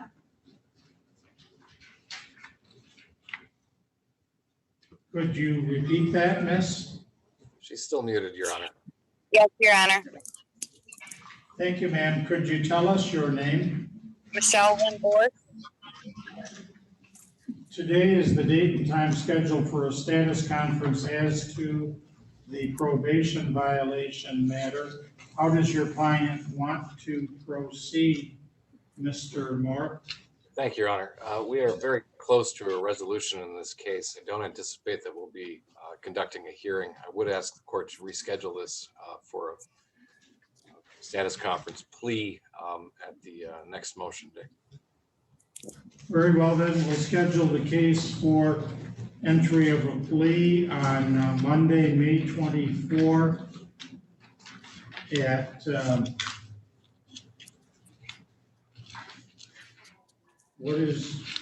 at 2:40 p.m. Yes. The bond will continue.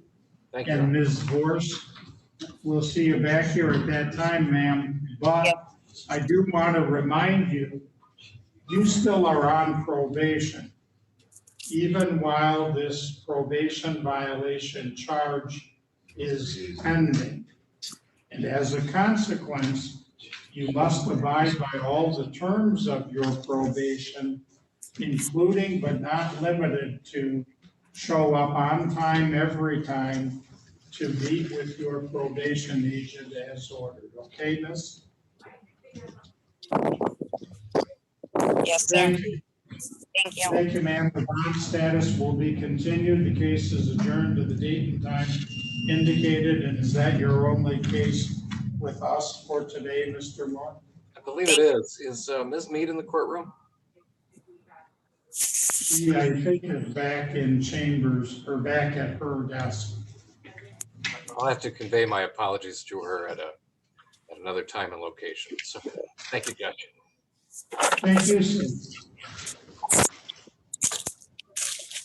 And thank you, Michelle. You are free to disengage if you would like. Thank you. Thank you, ma'am.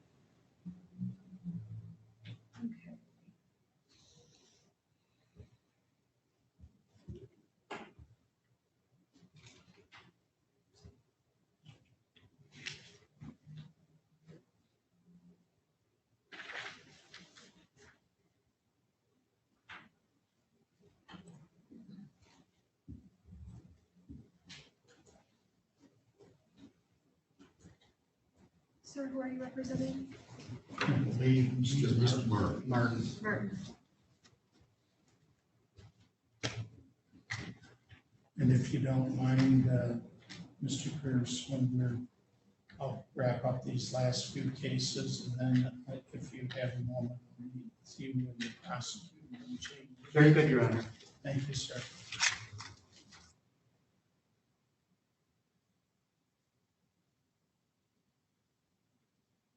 I don't have anyone else in the room. I just have to. Okay, well, let's see. Everyone is supposed to be here at 2:20 and 3 o'clock, so I guess we could call the Yatkowski case. And Well, Fitzpatrick, where's Santini? Because he sent over a form, a waiver. So I don't want him to get Fitzpatrick, Yeah, I was gonna say, if you get a written waiver. if that's what we're gonna, but I don't have one signed, like, from the defendant. Ask him. Mr. Santini, Yes, I received a waiver of arraignment for Mr. Fitzpatrick, but it didn't have his signature. Do we have that now? Mr. Fitzpatrick, last time I spoke with him, said that I could sign for him on the arraignment. all right, Did you get a Okay. copy that didn't have that on it? No. Okay. I can make that correction and get the originals over to the court. thank you, Andrew. Thank you. Calling the cases of People versus Matthew Allen Fitzpatrick, file numbers 21-010877 and 21-010878-FH. In those two matters, Attorney Andrew Santini appears on behalf of the defendant. Chief Assistant Prosecuting Attorney Norm Gage appears on behalf of the people. Mr. Santini has indicated he will file written waiver of arraignment in each one of those two files. Thank you, Mr. Santini. Once that is done, the court will enter a plea of not guilty on behalf of the defendant in each of these two files and schedule cases for a pretrial conference. Calling the cases of People versus Saran Marie Gutkowski, file numbers 21-010863-FH and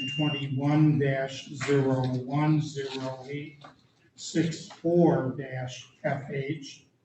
Would counsel identify for the record, please?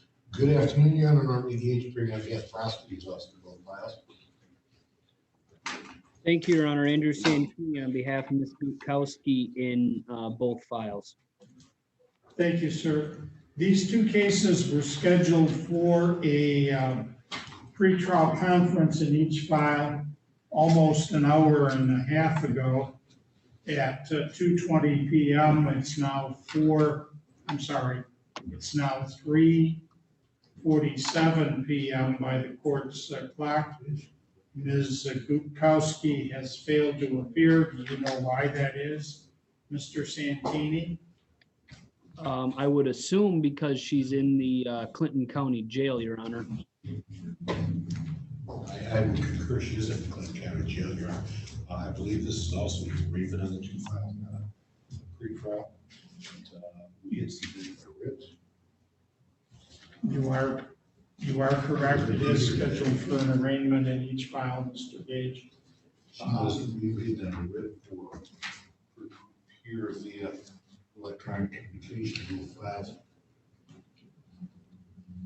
The prosecutor indicates that the court did sign a writ in this case for the defendant to appear via Zoom today, about an hour and a half ago. How did you want to proceed today, Mr. Santini? Your Honor, I can attempt to make contact with Ms. Gutkowski in the Clinton County Jail. And if she is willing, and I honestly assume she will be, I would be more than happy to file waivers of the arraignment on her behalf. Okay, you want me to schedule this matter then for a pretrial conference / plea once that occurs? Please. Okay, thank you, sir. The bond status will be continued. The record should reflect it's now 3:48 PM by the court's clock, and Ms. Gutkowski still has failed to appear, although that would appear to be through no fault of her own. Thank you all for being here. Is that the last of your cases today in this court, Mr. Santini? Yes, Your Honor. Thank you, sir. Mr. Rich still there? Yes.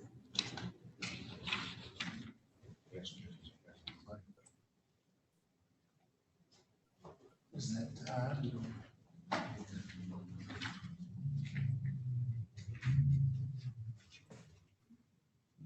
Calling the case of People versus Corey Scott Sly, file 20-010485-FH. Would counsel identify for the record, please? Good afternoon, Your Honor. Robert Gage, appearing on behalf of the prosecutor's office.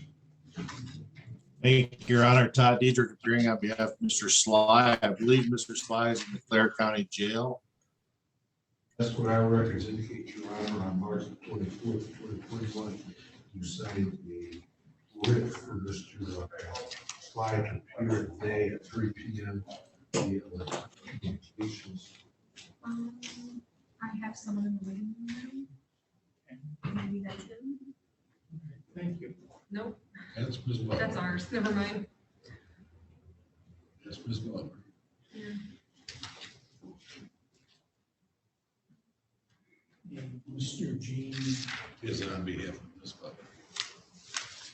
Todd, we're going to pass on the Sly matter for a moment and then, and do one other case. Then we'll get back to you and see if Mr. Sly is available from the Clare County Jail or not. Okay, Judge, just, Following the case, I'm sorry, go ahead, sir. it's fine, Judge. I just wanted to advise the court that we adjourned this last time because I don't think there was a writ or something, so I was just hoping we can get him on so we could resolve this case. I think he's prepared to do a plea today. Okay, thank you, sir. Thank you, Your Honor. We will make our best efforts. Calling the case of People versus Haley Lynn Butler, file 20-010473-FH. Would counsel identify for the record, please? Steve Good. Martin, Michigan Corrections. Definitely, And, this I'm honorable sorry, go ahead. defendant. And Brian H. Jean appears on behalf of the defendant. Is that correct, sir? Yes, Your Honor. Ms. Butler, would you please stand and raise your right hand to be sworn, ma'am? Do you solemnly swear or affirm that the testimony you are about to give will be the truth, the whole truth, and nothing but the truth, so help you God? Yes. Could you tell us your name? Haley Lynn Butler. You may be seated if you'd like, Ms. Butler. Ms. Butler, you currently are on probation to this court in this file for the 2.5-year felony crime commonly known as attempted malicious destruction of personal property of a value of at least $1,000, but less than $20,000. You appear to be arraigned today on count 1, count 2, and count 3 that were filed, count 1, count 2, and count 3 of probation violation charges that were filed back on March 1 of 2021. If you plead guilty to violating your probation, or if you are found guilty of violating your probation, then the maximum penalty the court could impose would be 2.5 years or 30 months in the state's prison, and the minimum sentence would be discretionary with the court. Do you understand those things, ma'am? Yes, I do, Your Honor. Mr. Jean, how did your client want to proceed today? Your Honor, we would ask the court to plan or perhaps set this matter over. We believe that this will be resolved along with the other matters that are pending before the court. It'll likely all be wrapped up into one. My client is currently being screened for sobriety court, and along with the sobriety court referral, we think that this will be able to be resolved.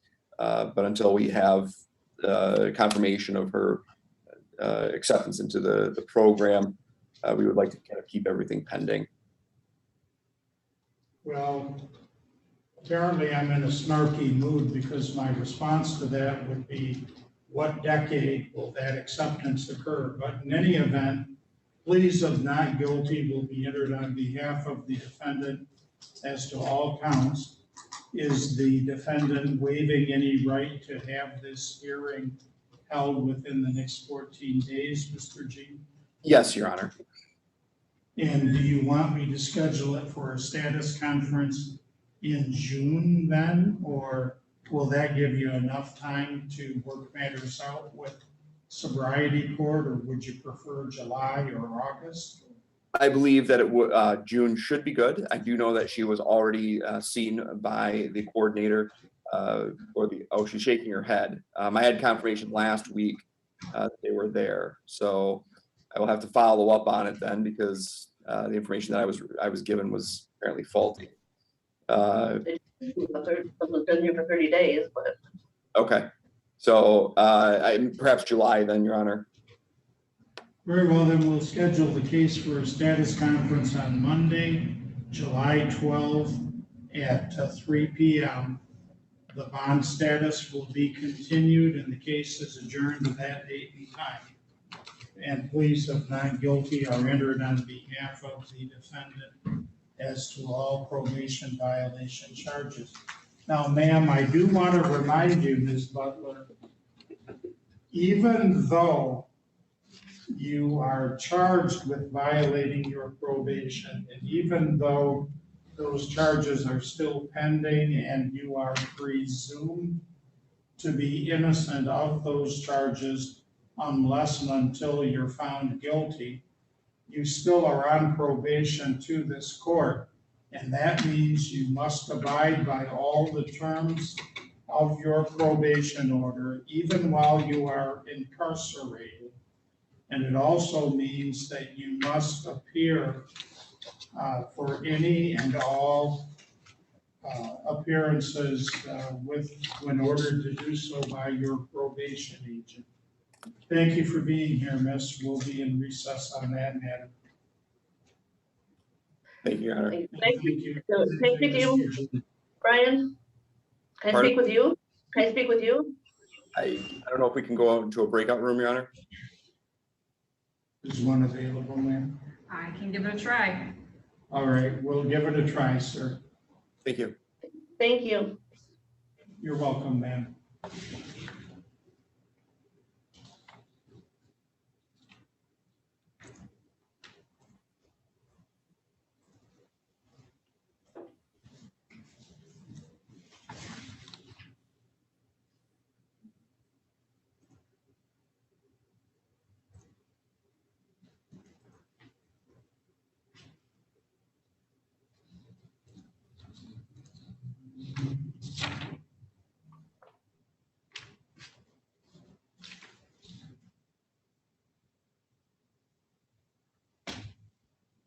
Clare County.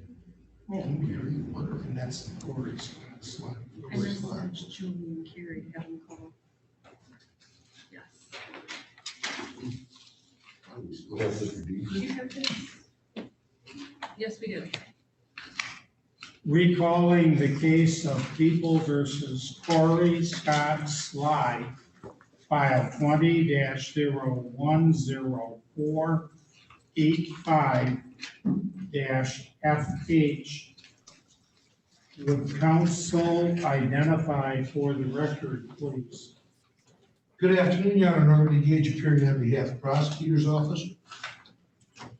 Good afternoon, Your Honor. Todd Diedrich appearing on behalf of Mr. Sly. And Mr. Sly, would you please stand and raise your right hand and be sworn, sir? Do you solemnly swear or affirm that the testimony you are about to give will be the truth, the whole truth, and nothing but the truth, so help you God? Yes, ma'am. Could you tell us your name, sir? Corey Scott Sly. You may be seated if you'd like, Mr. Sly. Your Honor, do you have the first and second minute information? Yes, well, I do have the set, yes, I do have each of them. Count one, controlled substance possession, that'd be count two. Police officer resisting, count three, and the second minute possession of cocaine, heroin, and other narcotics. Yes. Okay. And then also habitual third. That's correct, Your Honor. And you should also have a copy of the plea agreement. White paper says resistance threat, count two and count three. Dismiss everything else. So count two, RNO, and count three, possession of narcotics. And dismiss everything else, including habituals. That's correct. Mr. Sly, you've been sworn to tell the truth. Have you received or do you understand, sir, that according to count two, you are charged with assaulting or resisting or obstructing of a police officer? Yes, Your Honor. Now, that crime is a felony and it carries a maximum penalty of 2 years in prison and/or a fine of up to $2,000. Do you understand those things? Yes, Your Honor. The minimum sentence would be discretionary with the court. Do you understand that as well? Yes, Your Honor. In count three, you are charged with possession of less than 25 grams of methamphetamine. That crime is a felony. It carries a maximum penalty of 4 years in prison and/or up to $25,000 in fines.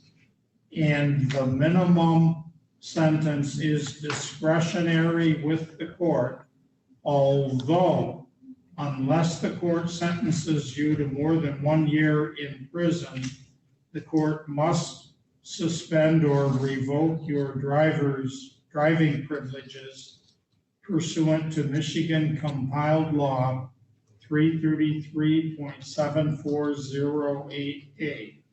Do you understand those things? Yes, Your Honor. Now, with regard to count 2, and also with regard to count 3, you may make any of the following 3 pleas. First, you may plead guilty if you are guilty, but don't plead guilty unless you are guilty. Second, you may plead not guilty. And third, you may stand mute and say nothing, in which event the court would enter a plea of not guilty for you. Do you understand the 3 possible pleas you may make to count 2 and count 3, sir? Yes, Your Honor. In answering to count 2, assaulting or resisting or obstructing a police officer, what is your plea? Is there any way I can speak with my attorney? I have not spoken with him since I've been here. I'm not sure what I'm supposed to be doing here. All right, we'll put you into a breakout session. We'll be in recess.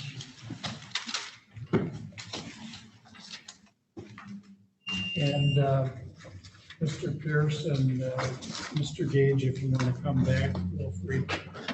You guys have the time. Right, have it back. The Martin file? Yeah, I think maybe you have it. I do have it. One perhaps. Thanks.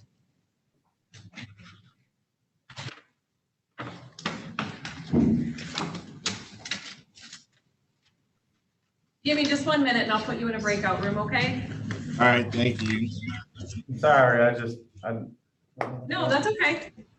I don't know what you mean by, you haven't talked to me since you've been there, to the Clare County Jail? That's not what I meant, sir.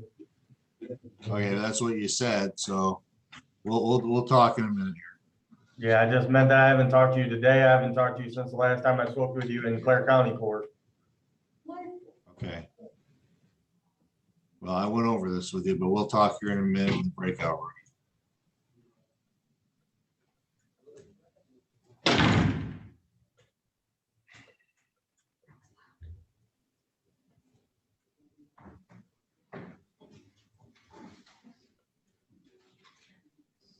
Been good for a minute there.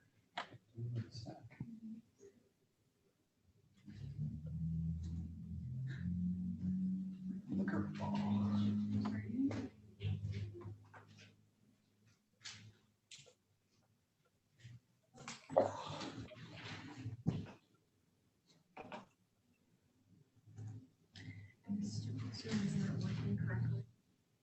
That's a surprise. Usually it's flawless. Oh, my word, it's driving me nuts. Well, go get some water.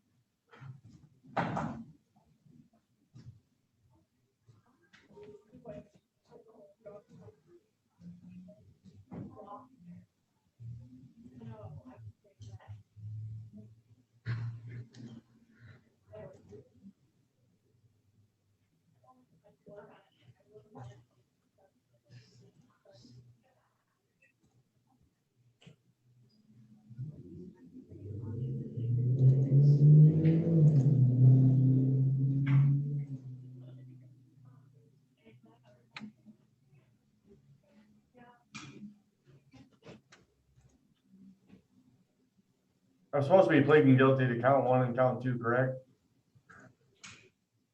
We'll talk about, I don't know, is there a problem getting into a breakout room, or is it not letting you, or? I have to wait a minute because I can put you in one now. Okay, thank you.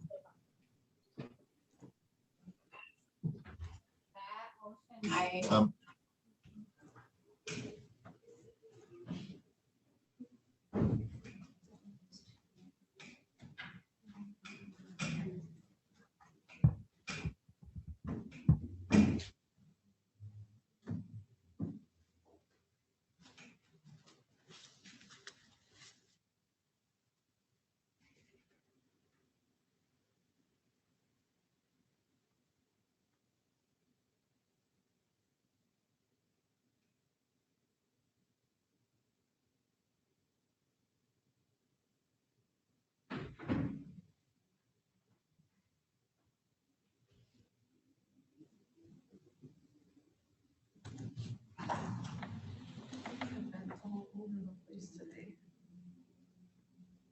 I can't keep up with it. That's one thing if you can look ahead, okay, this is the next guy. Oh, my word. Yeah. Like, let's skip to the very end and then. Different pages. Yowzers. And no one's doing what they're supposed to do. We had two What's people up with set the that? plea and they decided, oh, I played not guilty. What? Yeah. And the one, what's her name, Athey, she didn't even know the plea.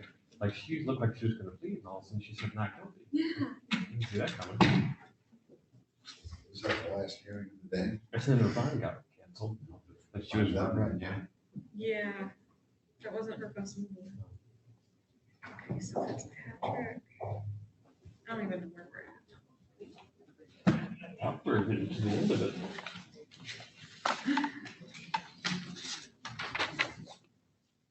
I still have.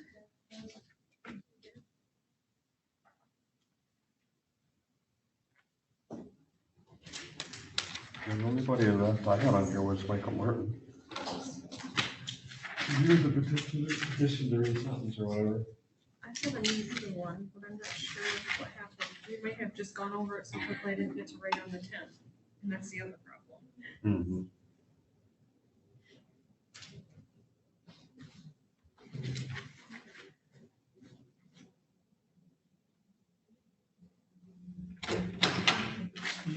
Could we see you regarding Mr. Martin? Yes.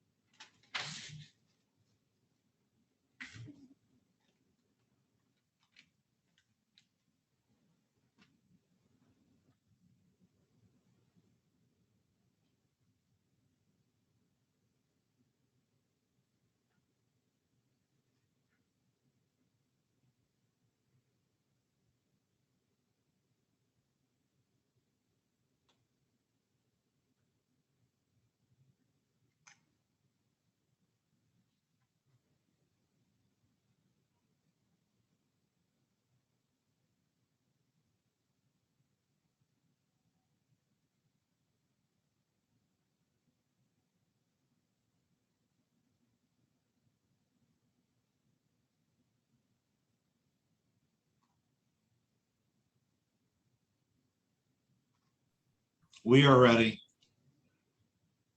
Okay, it'll be just a minute. Thank you.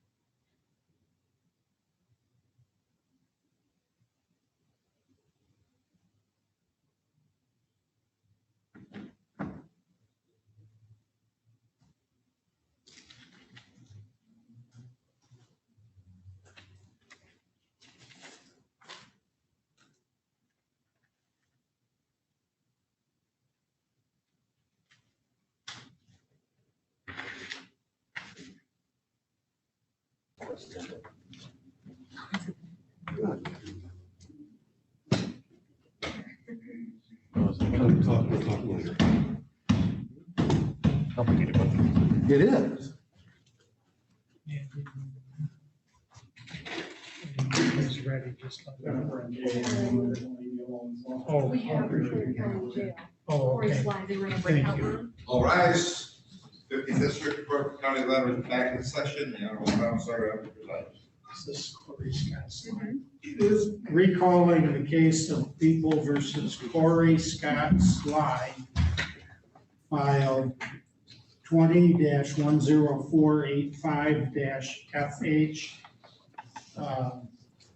Would counsel once again identify for the record, please? Good afternoon, Your Honor. Norman Gage appearing on behalf of the prosecutor's office.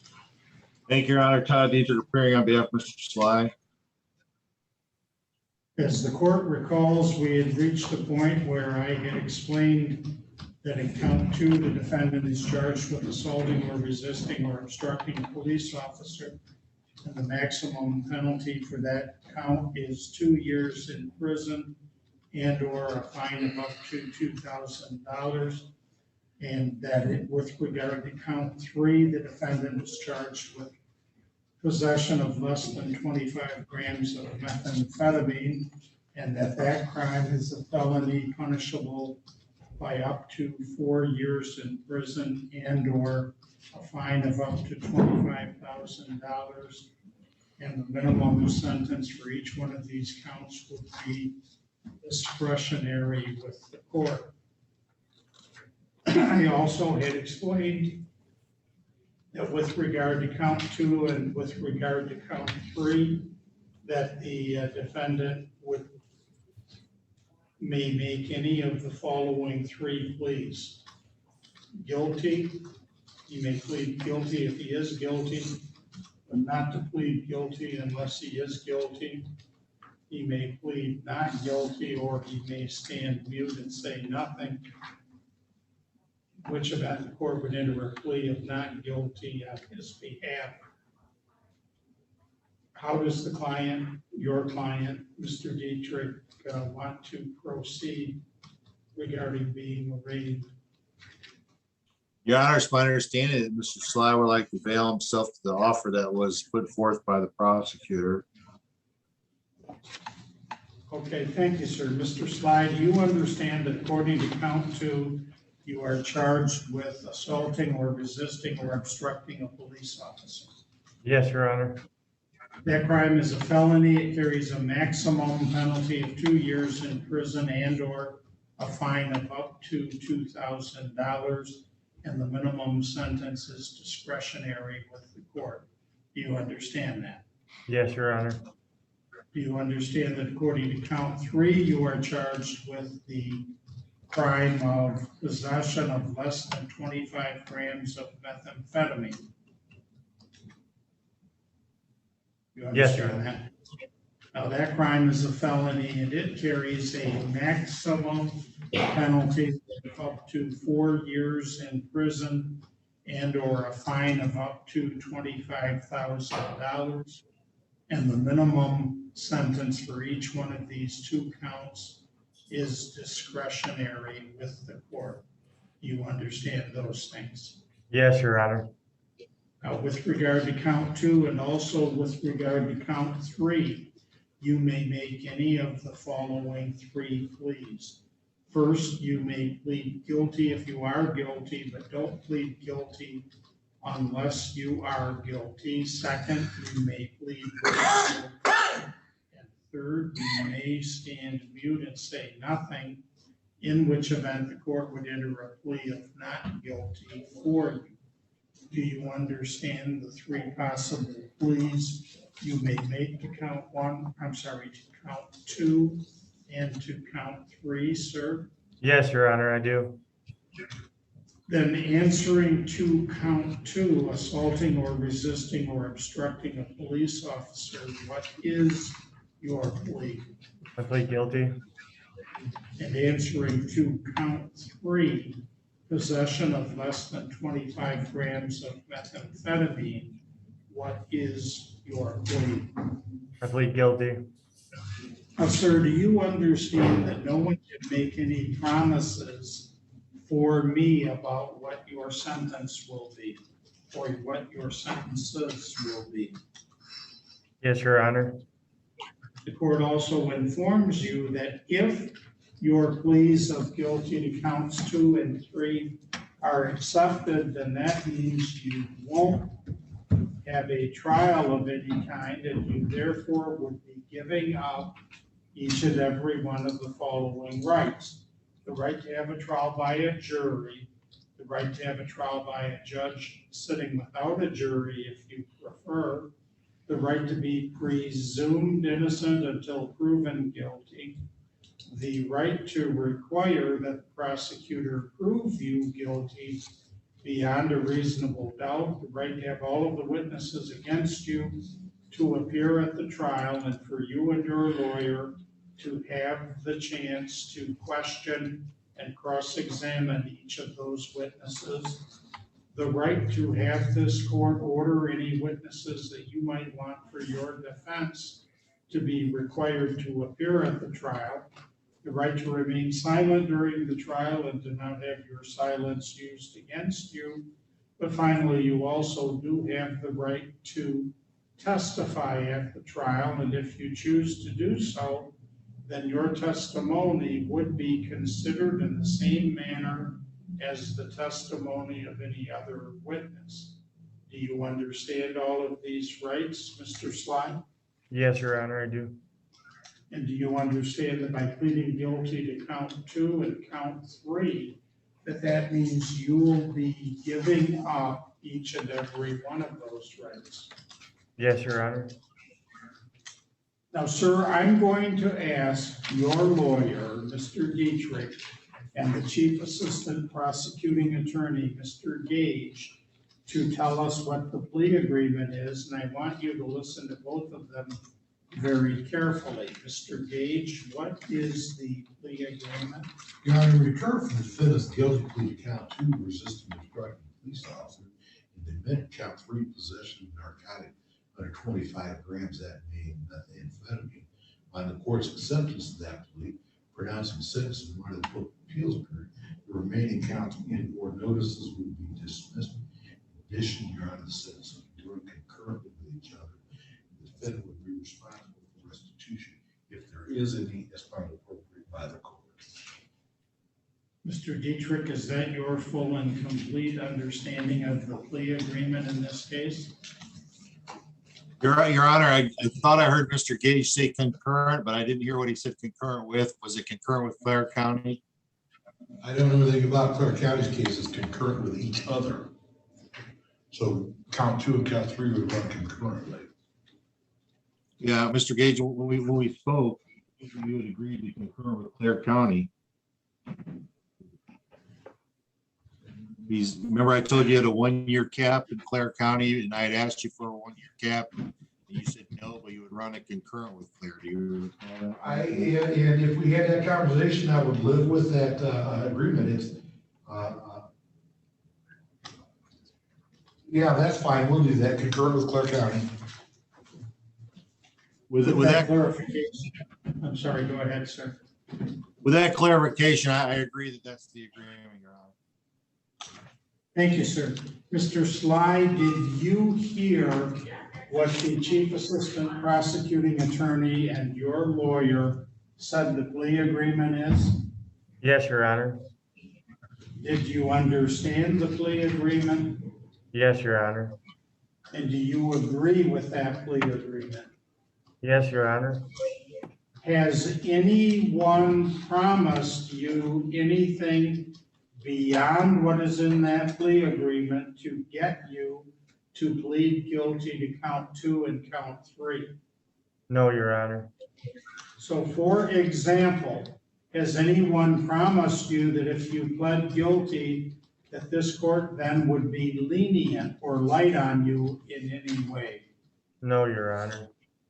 Has anyone threatened you or your family to get you to plead guilty? No, Your Honor. Is it your own personal choice to plead guilty, And are you doing so freely and voluntarily? Yes, Your Honor.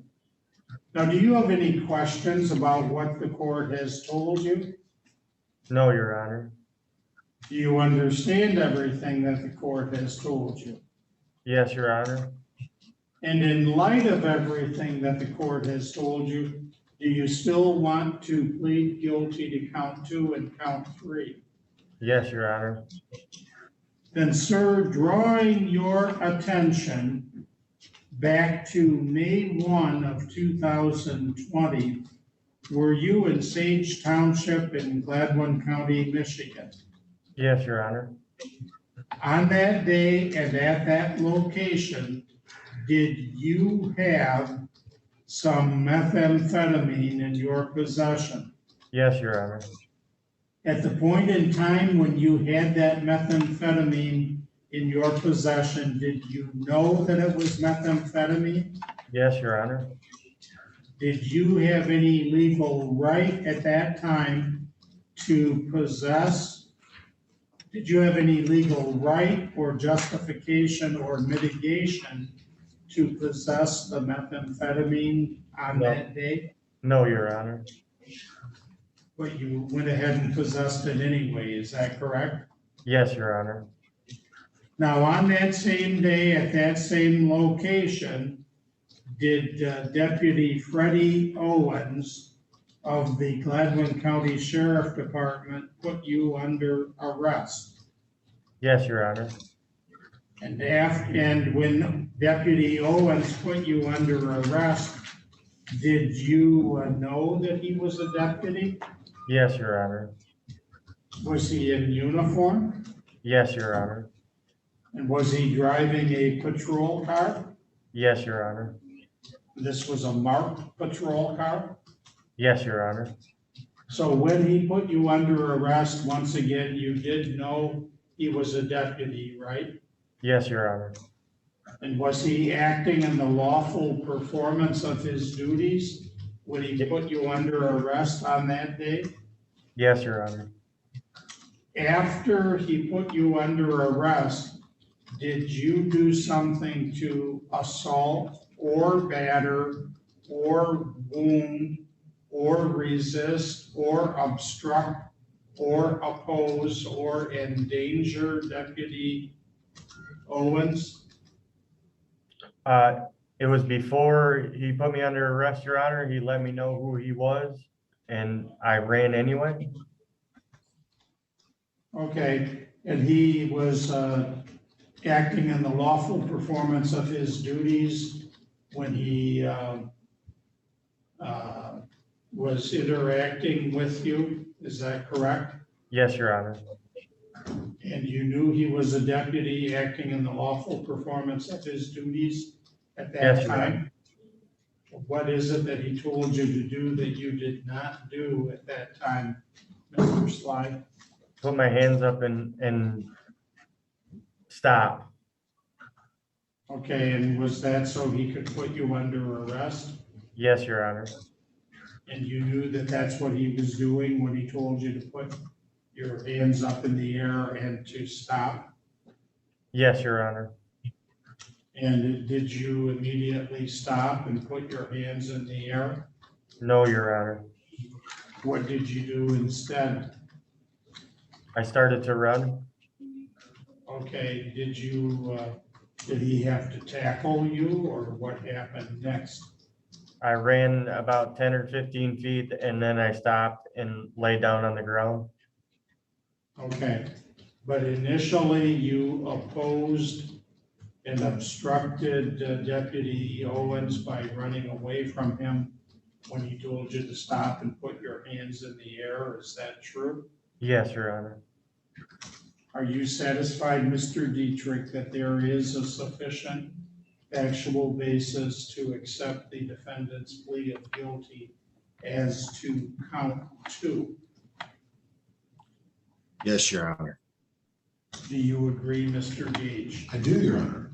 Now, sir, on that, we've already, do you agree as well, Mr. Dietrich, that there is a sufficient factual basis to accept the defendant's plea of guilty to count 3, possession of less than 25 grams of methamphetamine. Yes, Your Honor. Do you agree, Mr. Gage? I do, Your Honor. Mr. Dietrich, has the court complied with the court rule in the taking of both of these 2 pleas? It has, Your Honor. Do you agree, Mr. Gage? I do. Very well, in this case, the court has not agreed upon the possible plea or the possible sentence with the prosecutor, the defendant, the defense attorney, or anyone else. The court is convinced that the 2 pleas are accurate and have been understandingly, knowingly, and voluntarily made. The 2 pleas of guilty to counts 2 and 3 are accepted and ordered entered on the records of the court. Sentencing will occur at 3 p.m. on Monday, June 14, 2021. Bond is canceled and the case is adjourned at the date and time indicated. But before we disengage Mr. Sly, I'm going to turn matters over to Agent Steve Marvis from the Michigan Department of Corrections and the Gladwin County Circuit Court Probation Department. He might have some additional questions and instructions to put to you. Thank you. Sir, what is your phone number? I'm lodged in the Clare County Jail at the moment. Right, but when you get out? My phone number would be 989-429-3535. And when you were released from jail, where are you going to be living?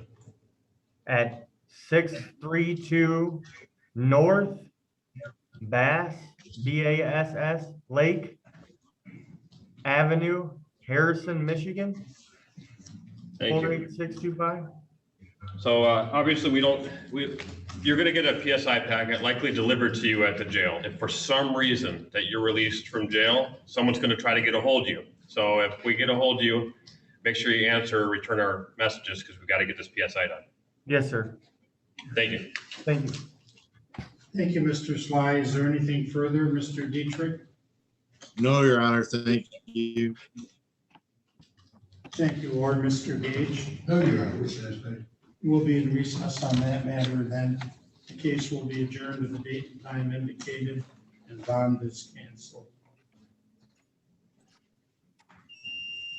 Calling the case of People versus Michael John Martin, file 19-010149-FH. Would counsel identify for the record, please? Good afternoon, Your Honor. Norman Gage, appearing on behalf of the prosecutor's office. Good afternoon, Your Honor. Timothy Pierce on behalf of Mr. Martin, who is also present today. Thank you. Today is the date and time scheduled for a hearing on the defendant's motion for resentencing. Does the defendant still wish to proceed with that motion for resentencing? We do want to proceed, but not at this point today to get into oral argument on that. Should the court grant the motion, I think it would be appropriate for the court to have an updated pre-sentence report from probation that takes into account the medical documents that defendant has obtained from his medical treatment, so that the court can evaluate whether or not those claims have any validity or not. And so I'd ask the court to pick another date sometime in the next month for us to come back on this. All right, any objection to that procedure, Mr. Gage? Your Honor, based on the conversations we had earlier in the chamber, I think it's probably the best approach to take is to get the updated report and then have the motion, the oral argument on the motion. I think for convenience of the court's time, being able to apply the necessary information to be gained with the new pre-sentence report will be significant how the court determines what to hold. All right, well, then the court will adjourn today's motion and and schedule it to be heard at 3 p.m. on Monday, June 28, 2021. If the court does grant that motion for resentencing, the court might well proceed to sentencing immediately or resentencing immediately. So the court will ask the probation department to prepare an updated an updated pre-sentence investigation report and have it available on June 28th. Now, the victim in this case is present, and do you have any objection, Mr. Pierce, if I give the victim the choice to either come back on June 28th, which she's welcome to come back whether she speaks today or on June 28th, or alternatively, if I give her the option to speak today regarding sentencing or resentencing? Do you have any objection? No objection, Your Honor.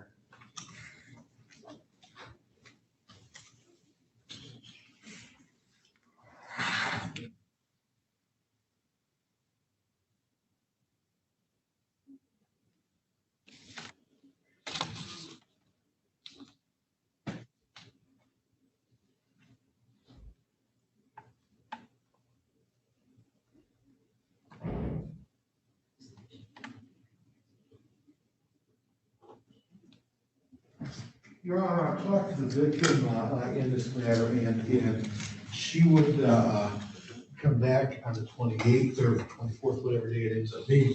She also asked that as part of the updated pre-sentence investigation report, the probation officer contact her and provide Mr. Marks with that information, so as it can be done. Okay. Thank you for being here, Ms. Denzer. Now, that pretty much concludes what we're going to do here today, sir. But before you leave, I'm going to turn matters over to the probation agent. It's my understanding, based on what your lawyer, Mr. Pierce, indicated in chambers, that he does have some documents to provide to Mr. Martis, and Mr. Martis probably will have additional questions to put to you to make sure we have an updated report when you come back. Okay? Thank you, Steve. And we'll be in recess. I think that's the last case, right? I believe it. It is. Thank you. All right.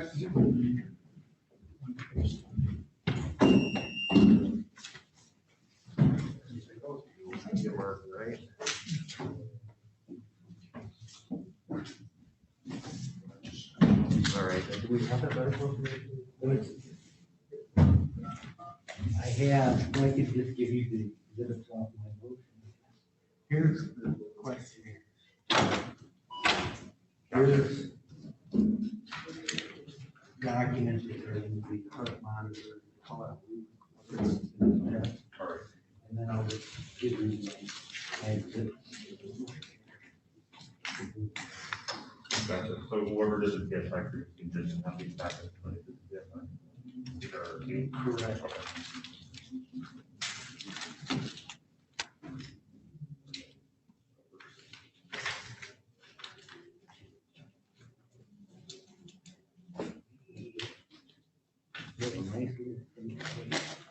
All right, if you want, I can provide you with my email address. Like I said, I don't know if I'll be the one doing the